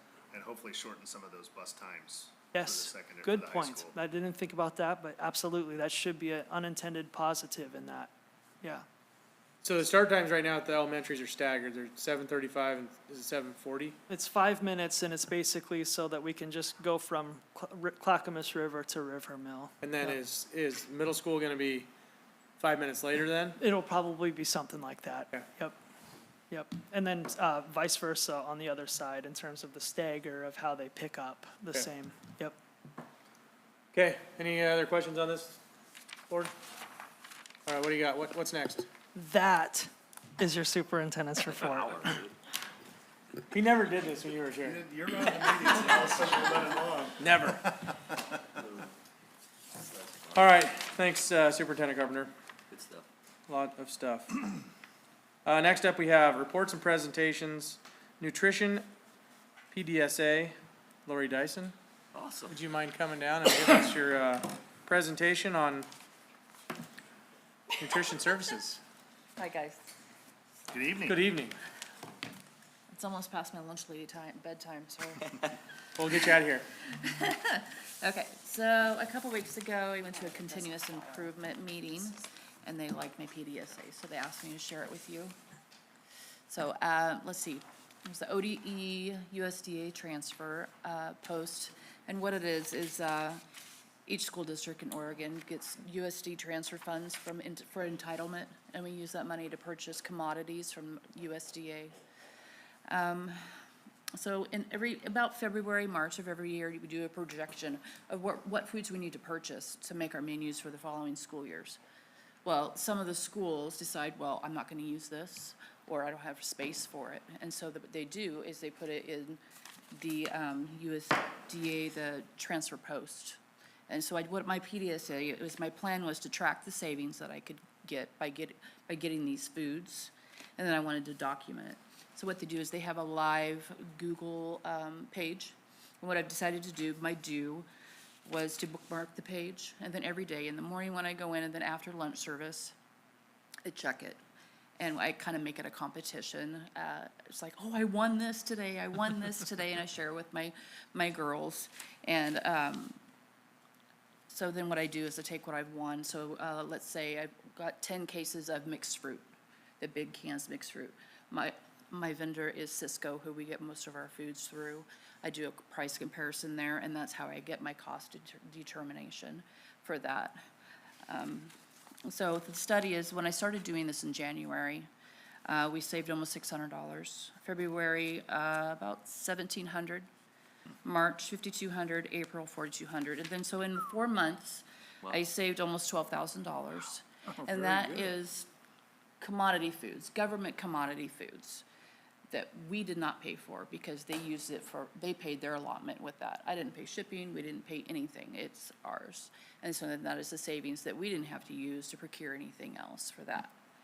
So in turn, what we've been doing, so I'm also the lead cook at the high school, and I'm the lead managing cook for the district. I do some of the procurement as well. It makes it a little bit easier to buy the bacon for the kids so they can have a cheeseburger once a month. To purchase fresh produce like the nice plums or cherries and things like that.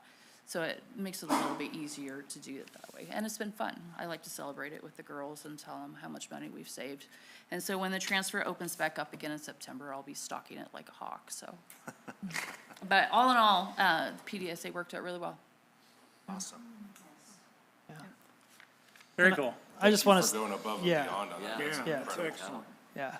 It makes it fun. We have to have fun. And a nice little competition. Leah could probably hear me screaming in the office up in the, oh, she got more food, so, yeah. And Lori has been just an outstanding employee and just an example of how we're really trying hard to work to save money so that we can pour that saved money back into the classroom.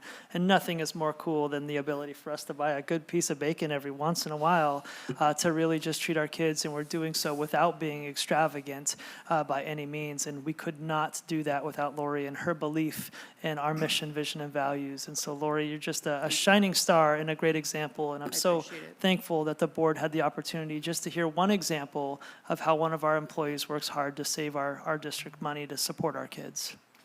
And I will say, I have multiple family members in the buildings around here, but not only huge compliments on the food at the high school, that's where my boys are, but they were having a conversation with a student from another school and talking about the food that we have here, and that other student from a neighboring district was very unhappy about their food selection, so. I have to say that I call my cooks magicians because we make magic happen. With a lot of these government commodities, we do what we have to do. And then when we have the opportunity to give something good like bacon, it sounds funny, bacon. A lot of those kids don't get bacon. So when I get real bacon, I have to follow the USDA, ODE, and all the requirements and everything to keep the sodium down, but Yeah. they're really excited. And the fresh fruit, so, yeah. Great Very cool. feedback. Lori, were you able to, when we had all districts come around from, I forget what A destination high performance were you able to esticator. present this? DHP, my cage in my warehouse Were you is able to still present this? DHP I wasn't right able to now. come to that. Yes, this was Okay. the PDSA that I shared with them. Yeah, that's amazing. I'm sure you had lots of questions. I did, Yeah. I did, as to why are you sharing with this, Just don't everybody tell in them- don't Oregon? tell them And where I the said, portal is. well, I'm gonna be stalking that page, and I'm gonna be on there before everybody else. Just make sure you give them the wrong dates. Yeah. Yeah, definitely, Yep. definitely. Thank you, Lori. Thank you. Thank Great you. job, Thanks, thank you. Say hi to Kevin for me. I will, I will. Okay, next up, we have item G, discussion, and we have a couple board resignations. I gotta make sure I'm working off the correct agenda here. I can take that for now. Do you wanna take that since you were kind of, Because I was more part of it. yes, please. And so we do have, we have two board resignations and for two very, very different reasons.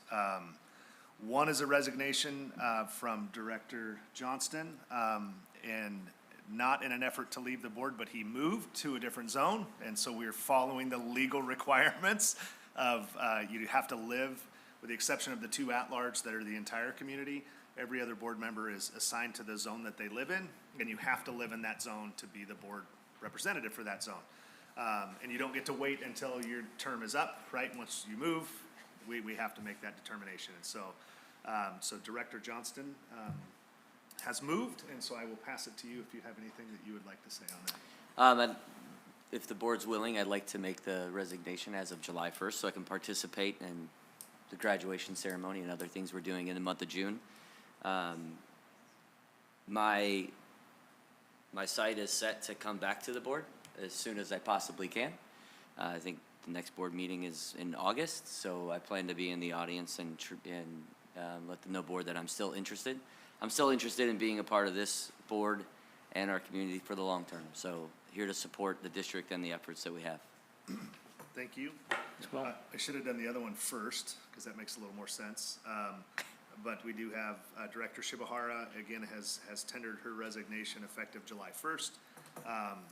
And so Director Johnston now lives in Director Shibahara's zone, so I believe he intends to apply and follow that process. Yeah, we'll So see. We'll see if you do. But and I have a letter here from Director Shibahara, and I'm just going to read it. And unfortunately, she was not able to be here tonight. She did want to be here, but is attending. She has, as most people know, has 2 seniors in high school, and baccalaureate was this evening. So.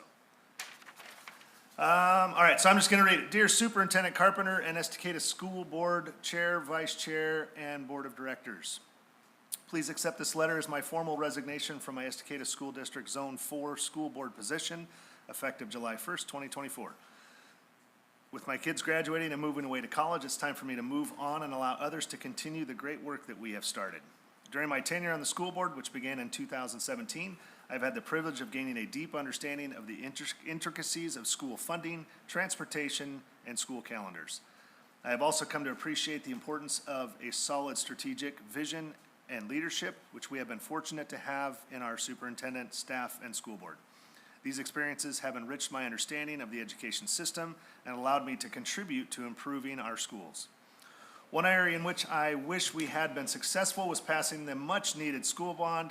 I thought we had done an excellent job of engaging our community and building a bond package that would address the most critical needs for our community and our children, but as the results have shown, we missed the mark. I'm very disappointed I could not be part of the team that bridged the gap with the community and passed a bond that would continue our great work from the past 7+ years.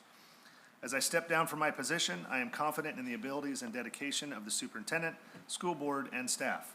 I am confident that they will continue working tirelessly to ensure our children's best possible learning environment and educational opportunities.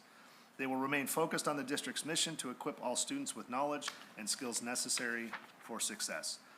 Thank you for belief and support in me as a board member. I wish everybody on the board and the school district the best of luck.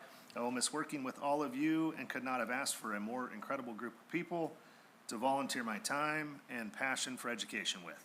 Sincerely, Michelle Shibahara. So unfortunately, she's not here. We will officially invite her to come to the meeting in August so that we can recognize her for her longstanding service on the board. So with that, as far as the process goes, once these resignations, again, both effective July 1st, it will be posted on the site, and people that are interested in applying for one of the open positions, it will be lined out how to do that. So I don't think anything else. Just to Might clarify that it's an appointment until the next election cycle, maybe? So the way, when it's in midterm, what will happen is that those positions are opened up. People can apply to be selected for that position. Those are filled by the board. It's not an election, it's a selection process. So they apply, there's an application, some background information, some history. The existing directors will then make a decision based on the applicants, and that person will be appointed until the next election cycle. So that would be until next May. Then whomever wants to apply, because it would be an open to the public at that point in time. But even the people that were appointed by the board would have to go through the full election process at that next election cycle, which will be next May. And then, just to make sure it's super confusing, the person that wins that election next May serves for the remainder of the original term for the board member that resigned. I think they're both up in 2025. I think they are, but to make sure I don't put out wrong dates. So, so it's appointment, run, whoever wants to run, whoever wins that election then serves the duration of that term and then would run again. So did you say 2025? Yeah, just whatever the normal cycle is. Normal cycles, yep. Picks So, back up. Yeah. so that's the process, clear as mud. Glad I could- One other thing to point out, so we have you're resigning from zone 2, is that right? Which is the George, Upper Garfield, Squaw Mountain, across the river to Hillock Burn, and the new. To the property right adjacent to mine. Yeah. But So it's- I'm on one property over, which cuts off. And Chair Wheeler means Tumala Mountain, correct? Yes. Two Mountain. Yeah, sorry, that's an old school road. Map says. Anyway, so that's zone 2, and we take applications from anybody, but priority is given to those that are in zone 2. If there's no applicants in zone 2, then we go out to the greater district, and same will be done for zone 4, so. All right, I got a question. Yes, sir. This is a formality question, okay? Does this affect, if we've got 2 of them gone, does that affect a quorum? We still have to have 4 to have a quorum, so. So we yes, better if all we- be here. Correct, so if we're down, and not only that, but, so we'll be down to 5 official members in the August meeting. I'm getting a cold. Yeah, you can't, because then if we're down to 4, it's an even number, and that makes things even more interesting. So I would implore the rest of the board to make sure that we can be here in August so that we can function. If we don't have a quorum, then we can't meet, and Correct. everything would just get pushed until a later date, so. And one more clarifier, since we're talking about quorums. The majority, is that the majority of the quorum, or is it, It's the majority of who's present. Yep. Majority. so we need 3 votes to pass anything, no matter what, at this point in No, time? I'm sorry, no, you need 4 votes. You need 4 of 7 to show up. Yep. And to vote yes? Nope. No. Or Once, no. yeah. 4 would have to show up and 3 would have to Three vote would have yes. to Yes, that's what I'm Yeah, asking. that's what okay, you're yep, asking. yep, Okay, Or no. right, It just- correct. We just take 3 of the 4, Yep. if there was only 4 Yep. present. okay, Okay. okay, here we go. Thank you for your service. Thank Yes. you for continuing to commit to serving the Estacada School District, and I am looking forward to your application for Zone 2, hopefully. Zone 4. Zone 4, shit, I don't know. It's All an right. even number. It's even, it's half of it, Okay. double it. Okay, Go back, Okay. sorry, yes. And I think just while we're in discussion here, and everybody, Denise, thank you for passing out the, Yes. the, agenda. Sorry about the So, confusion. the agenda that you were just passed out, we back up, the agenda that was here prepared for you left off 2 items of the official posted agenda that we confirmed was what was posted Correct. online. So we don't have to re-notify, but we do need to change the order. So I just want you guys to know, the one that was just provided to you by Denise, item L on this new one was not on the one that we started with tonight, so that will be item K1. And on page 2, item Q was not included in the printed copy for us tonight, so that will be item P. So we don't have to change the agenda because the agenda was notified and posted correctly. It's just a The run narrative. of show when it comes to the order that we're going through stuff in. here, let me look at K1 again. K1 is L. Yep.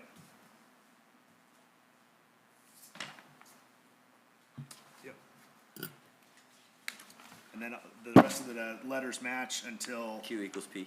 Q equals P. So L on this one is now called what? Well, L on this one is still L, because we're doing the addition, the other L is K1, to keep it in the same order as the notified agenda. Thank you. Everybody, Follow the agenda. it's the agenda. Is everybody good with that? Yep. Okay. Thank you all. Thanks, Kim. Okay, we're on to item H, which is hearing of citizens for action items only. Do we have any hearings? No, sorry, no. On to item I. I'll let you up here because I want to make sure that we're.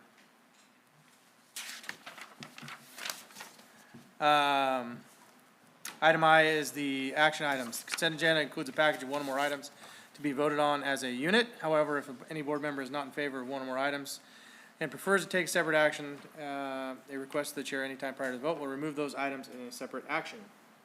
Separate vote. Right? Yep. All right. Chair Wheeler, I move to approve the consent agenda presented. We have a motion. Second. We have a motion, we have a second. We have any discussion?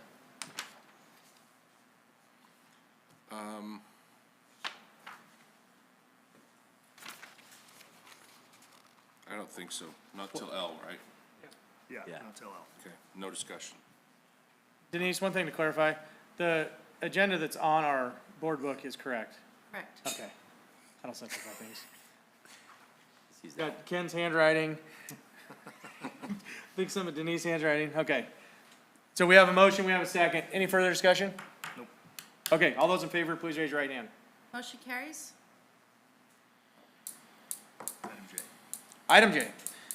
Be it resolved that the Board of Directors of the School District, or Other School District hereby adopts the budget for fiscal year 2024-2025 in the sum of $67,385,188 now on file at the Estacada School District Central Office.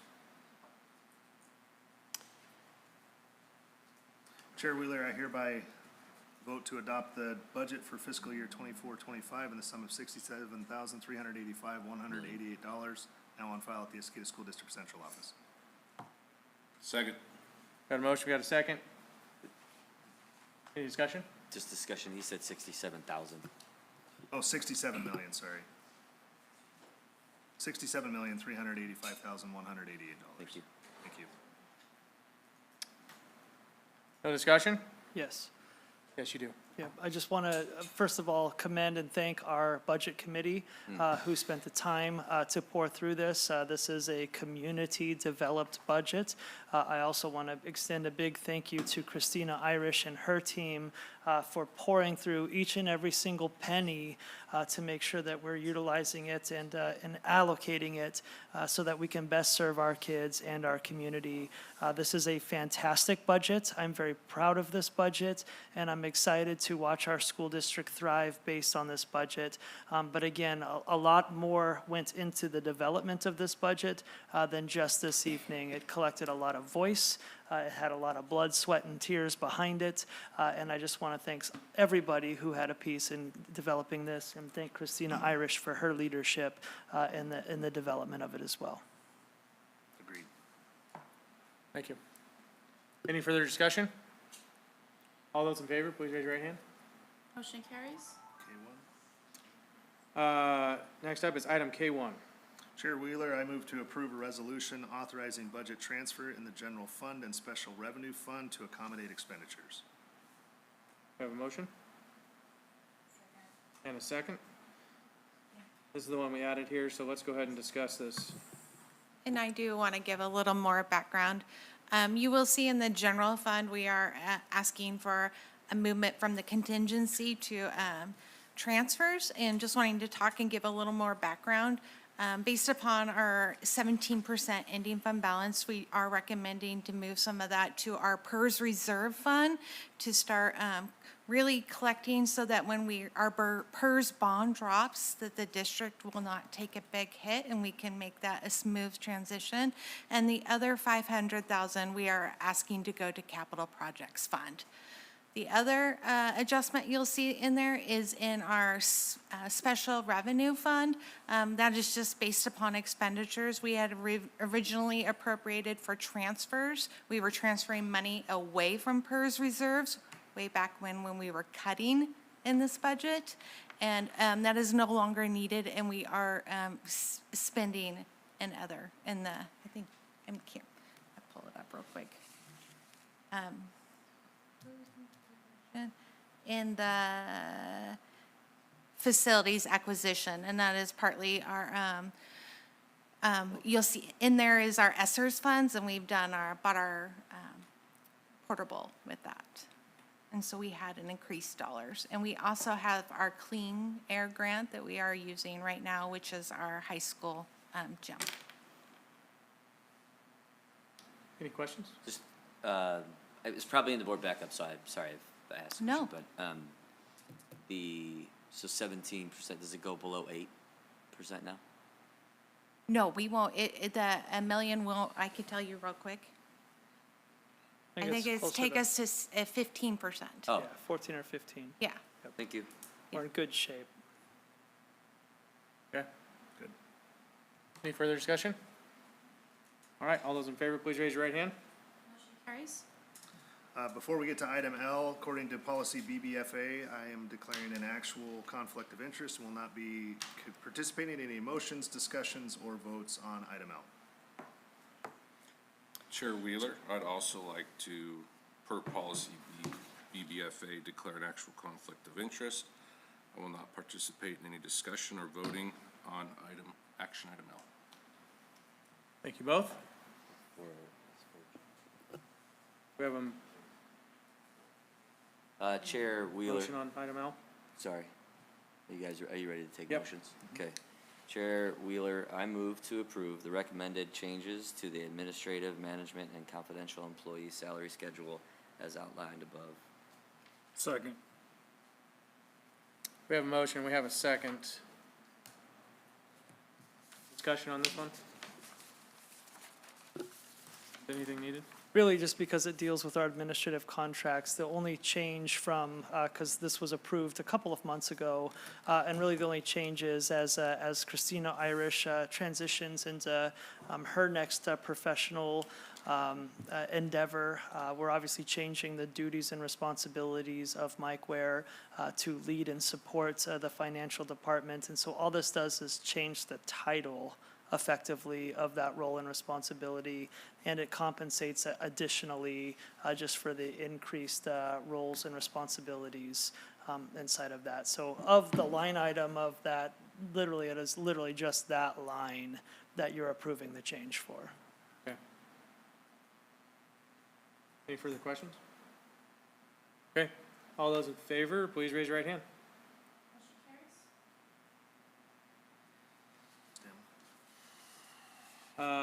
Next up is item M. Chair Wheeler, I move to approve the Executive Director of Operations and Finance contract July 1, 2024 through June 30, 2027. Second. We got a motion and a second on this.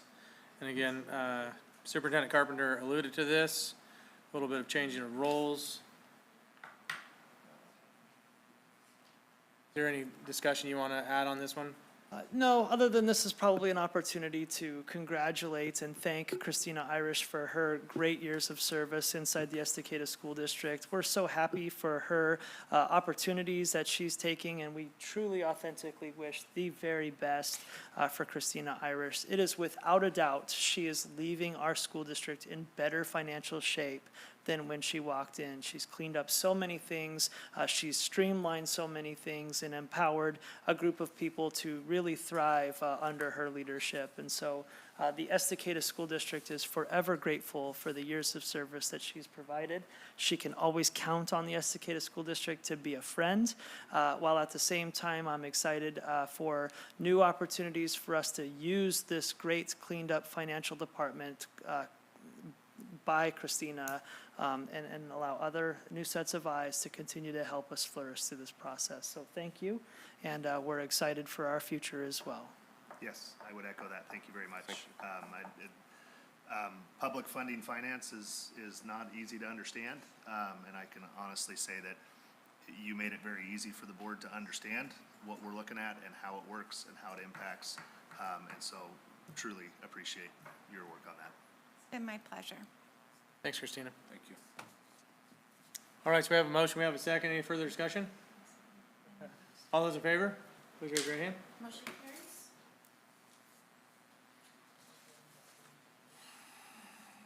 carries. We're on to item N. Chair Wheeler, I move to designate Mike Ware as an authorized employee to sign district checks for the period of June 13th, 2024 to June 30th, 2024. Second. Motion and second. Any discussion on this?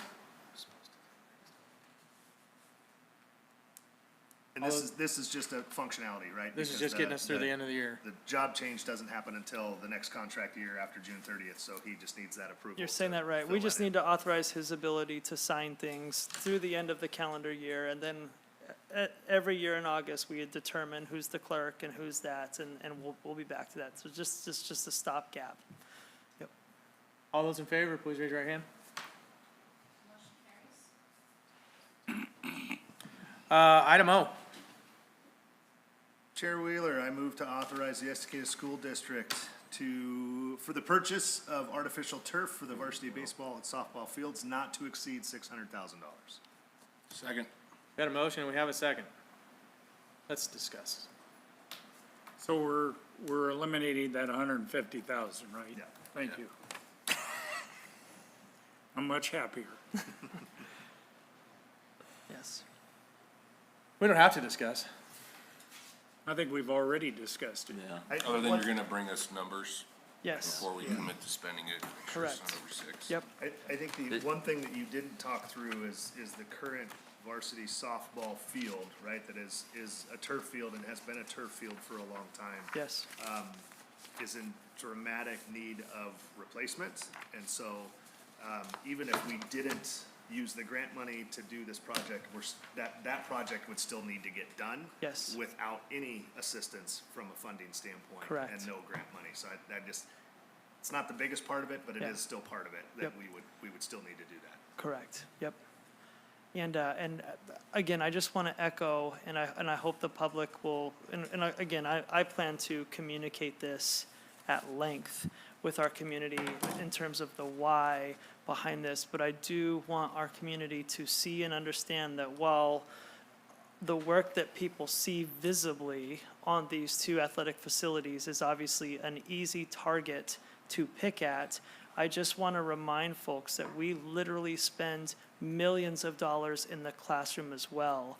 And so to just think football field and baseball fields are the only two things, I showed very intentional and thorough graphic representations of what we're doing every single year to prioritize learning. And I think we can all agree that the turf and the turf baseball and softball field, which by the way will also be used in the soccer fields in the fall time as well, we all recognize these are not our top priorities, but it is the grant that we have right now, and we will continue to be very aggressive in grant writing in some of our other priorities just the same. And I would just want to echo that too. We apply for a lot of grants. Yes. So this is not we got this one because this is the one that we applied for. Right. We apply for grants all over the place, to again, from a holistic standpoint, to improve the facilities and all Yes. aspects of the facilities that Yes. we know that need to get approved. And it's worth restating, Superintendent Carpenter, that if we could get a plumbing grant right now, we would take it. A Right? If we heartbeat. could get an electrical grant right now, we would take it. Yes. We could get a grant that's gonna build an annex, we'll take it. Yeah. And so the district has done a superb job of identifying grant opportunities. Yeah. And then applying for those grants and being successful at winning those grants of almost $6 million in the last 5 years. Yes. And that's direct money that has been saved from the district, that we didn't have to pay out of pocket. Yes. And if there was a decision that we had to make that was either a turf field or teachers, the teachers win every day. We want to fully fund our classrooms. We are doing that. This money that is allocated has nothing to do with instructional operations whatsoever. And I just want to be clear on that too. This decision does not harm our employees or our offerings to children inside our organization. In fact, it does the opposite, but yes. I think an important point too is like if we don't say yes of some kind right now, we lose the opportunity for this other money. So That's correct. We at least have to investigate additional costs. I mean, Yes, yes. So, that's it. I just really wanted to clarify some of those things that I think are important and we're going to need to speak about as a team as we engage the community.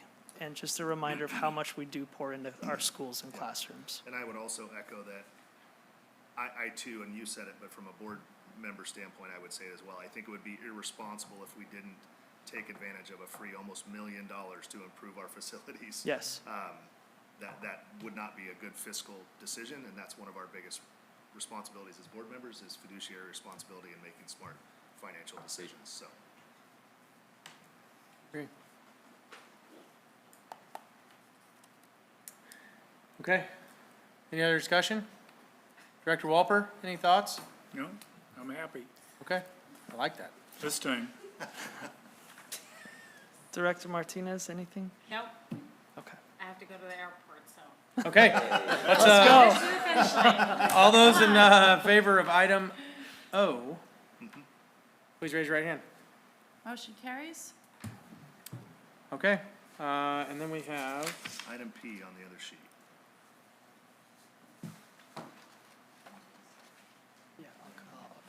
oh, hang on, No. Q. Or sorry, Q on the other sheet is item P. Item Q on the official agenda. Oh, Studer. Chair Wheeler, I move to approve the professional development, coaching, and consultation service agreement with Studer Education for the school years 2024 through 2027. Second. We have a motion, we have a second. Superintendent Carpenter, would you like to give us a Reader's Digest on Yeah, this? absolutely. Studer Education has been a company that we've consulted with now for, gosh, I want to say 5 years. They've helped us build the last 2 successful strategic plans. We're finishing the first year of our second strategic plan iteration. It is without question that the evidence-based leadership framework model and our continuous improvement has skyrocketed our school district into atmospheres that we've never seen before. And the cool thing is because of our great trajectory and our work in partnership with Studer Education, we are getting a considerably less than sticker price offer for this because our partnership is mutually beneficial to each other. For example, we just hosted hundreds of people from across the United States to come to the Estacada School District just to see the great work that we're doing. And oh, by the way, that national convention that we hosted here also brought in an additional $40,000 due to just dues and fees that people paid to come here.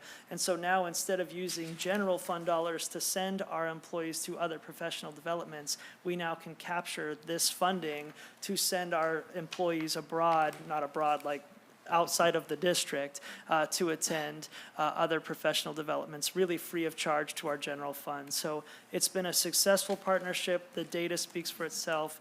And with your support, I'm hoping for an additional 3 years in this partnership. And the price is $50,000 less than the sticker price. So we're literally saving a half of $100,000 for this. So that's a thumbs up too. Right, that the agreement's traditionally 3 years? Correct. Yep. The last agreement was 3 years also. Was it? Okay. Yep. Any further discussion? Okay. All those in favor, please raise your right hand. Motion carries. Excellent. All right. Before we move to hearing for citizens item, Christina Irish, in her last faithful duties as the director of all of our finances, we skipped K, which determines the taxation to receive the funds for our budget. And so I'd like to ask the board if we could revisit K, just to make sure we can tax our citizens to pay for its education. It's important. Oh, that's how I want. That's how Probably I one would of like our to say it. That's how more you wanna important duties remember here. it? So K of the, Print this one. Yeah, Share right now. no. No, share Wheeler. Be it resolved that the Board of Directors of Estacada School District hereby imposes the taxes provided for in the adopted budget. thank you for that motion. Do we have a second? Second. And a second. Any discussion on this? Yes. Please do. I'm going to be really quick here, because one thing I forgot to talk about in Director Walper's request about that taxation is one thing we probably, when we're talking about taxes, one thing we probably should revisit is we do charge right now $1 per square foot for the construction excise tax. We do have the ability as a board to increase that per square foot. And since we need to find new and creative ways to continue to improve, I do just want to bring to the board's attention that that is an option available to us if we choose to. The community was very loud and clear to really penalize the new families moving into our community and have them pay more. This is an opportunity to reflect the voices of many of our folks who would like us to do just that very thing. So I'm not saying we need to do that now. I just wanted to make that to the board's attention that that's something we may want to consider revisiting. Can we get details on what other districts are at? Yes. That would be really Yep. helpful. Yep. I remember we did that 3 or 4 years ago, but yeah, I was just trying to look it up. that's all I had for that. Thank you. That's kind of in line with what I was thinking, but I was thinking the contractor, but ultimately it comes back to the purchaser. For sure. Yep. Well, I think since we're casting big nets, why don't we just tax every real estate sale that happens within our school district boundary? And then it's a fair tax on everybody. Whoa, whoa. Whoa, yeah, it doesn't sound so good when it's just everybody gets it, huh?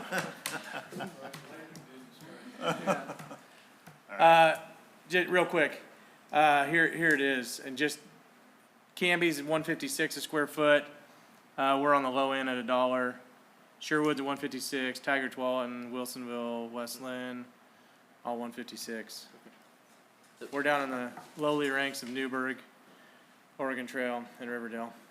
Possible cap then?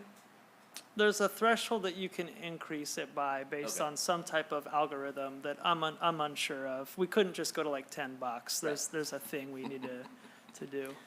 Yeah, there's a whole document all for it on you guys. $3.16. Oh, there is a residential no. Never mind, sorry.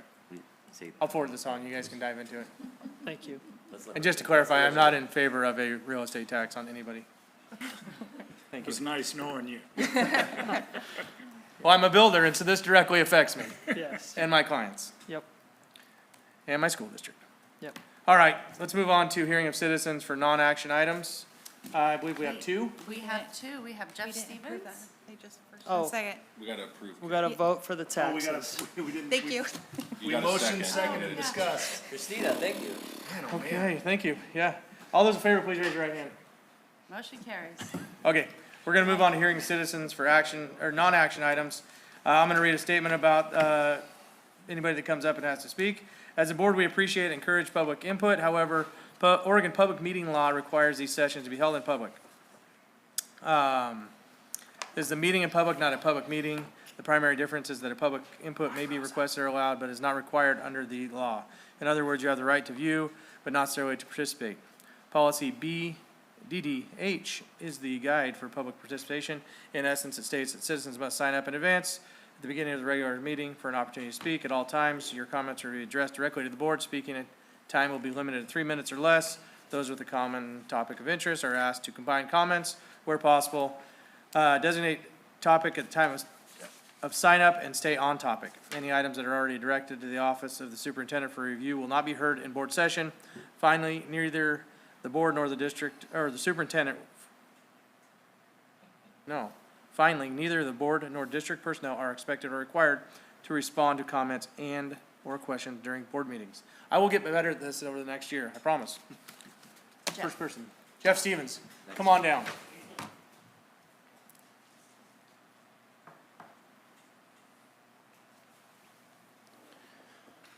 Thanks, you guys. I've had a couple of events in my personal life that have really impacted the work I'm doing on the school. And if anybody needs to get a hold of me, if you would use my phone, what is that, message, message me on my phone would be a better way to go. On the school, the 7th and 8th grade classroom, the header had collapsed and it caused the roof to drop about 4.5 inches. I've been able to get that shored up and get that corrected. The next thing I want to do is cut the bell tower off and set it on the ground. And the reason I want to do this is because I need to keep patterns.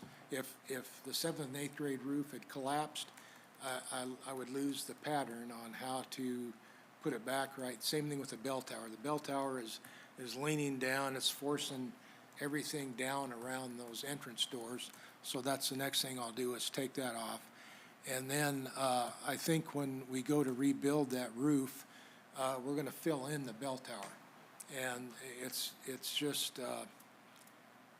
what would you call it? It's not functioning. And what we'll do is we'll rebuild the bell tower as a unit and set it back up where it goes. It'll look just like it always did, but there won't be any more, won't be a big hole there to leak. And we'll bolt it down and make it safe. And anyhow, to get there, the number I had was 40,000, 50,000. I'm going to back it down to just the worst roof is is the roof where the concrete stairs are at.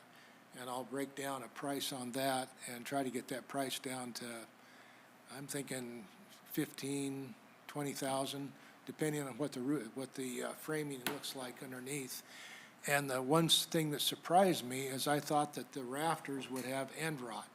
And I thought that they would have to be, you know, sandwiched and rebuilt, but the rafters are as in good a shape now as they ever were.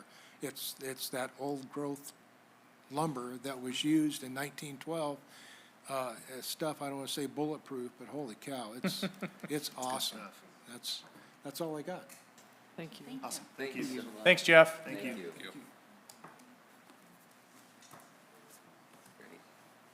Appreciate the update on that. To clarify, that's the old Eagle Creek School building that we're working on. Are you there fairly regularly, or? Catch as catch can, I've got a job in Salem right now, so I pass through, and then as I clean that job, I'm over to plywood and bring the material up and drop it off. Okay. But if I see you there, I might swing through and get a little tour. I'm gonna move I've got a 40-foot boom lift, I'll move that on site, and then, once I have that there, then I'll work on getting the belt out. Excellent. Thanks for the update on that. Appreciate it. Next up, We have Tom McEnany. Tom, come on down. Get the wreath for each person. Well, Hope not. good evening, all. Good evening. The reason I abstained from the last meeting for speaking was because I didn't want to be the downer that this bond ended up with, because I could see it coming. And I wanted to project that to you, that with everything I was seeing, hearing, and reading, it was just leaning toward that direction, and everybody worked so hard, ladies and gentlemen, but I just wanted to come before you and say that, you know, I'm not any foreseer of the future, but it was just being in the right place at the right time. And what I was hearing was, first of all, accountability and transparency. Second of all, PGE hitting everybody hard and coming back again for more. Groceries, it was, you know, the interest rates, everything. It was the culmination of all of it. And then this coming at them, and everybody was, that I was talking to, was a resounding and angry no, because of all of what's happened to them already coming up to it. And they were mentioning the fact that they didn't get in advance far enough to really get to study it enough to how much it was gonna hit them at their wallet. And, you know, but this is just things I'm hearing. I'm just repeating what I'm hearing. This is, because I am not smart enough to know everything by any stretch of the imagination, but I just wanted to, you know, if this is any way for future plans, I don't see how you could have reached out any more than what you did, because you really worked hard at it. But it just, you know, it was just like a flood hit at the very end.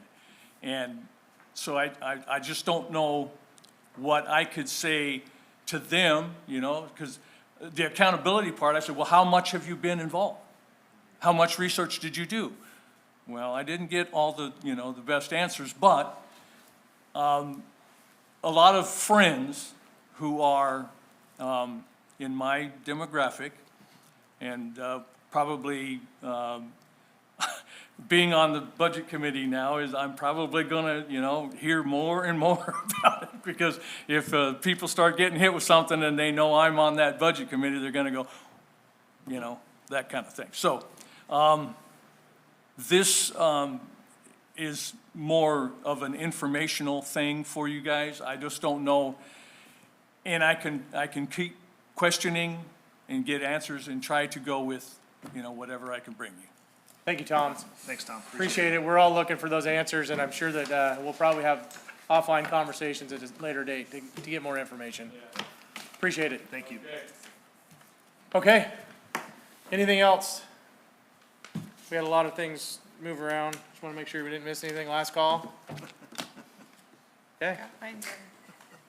Meeting adjourned at 9:20.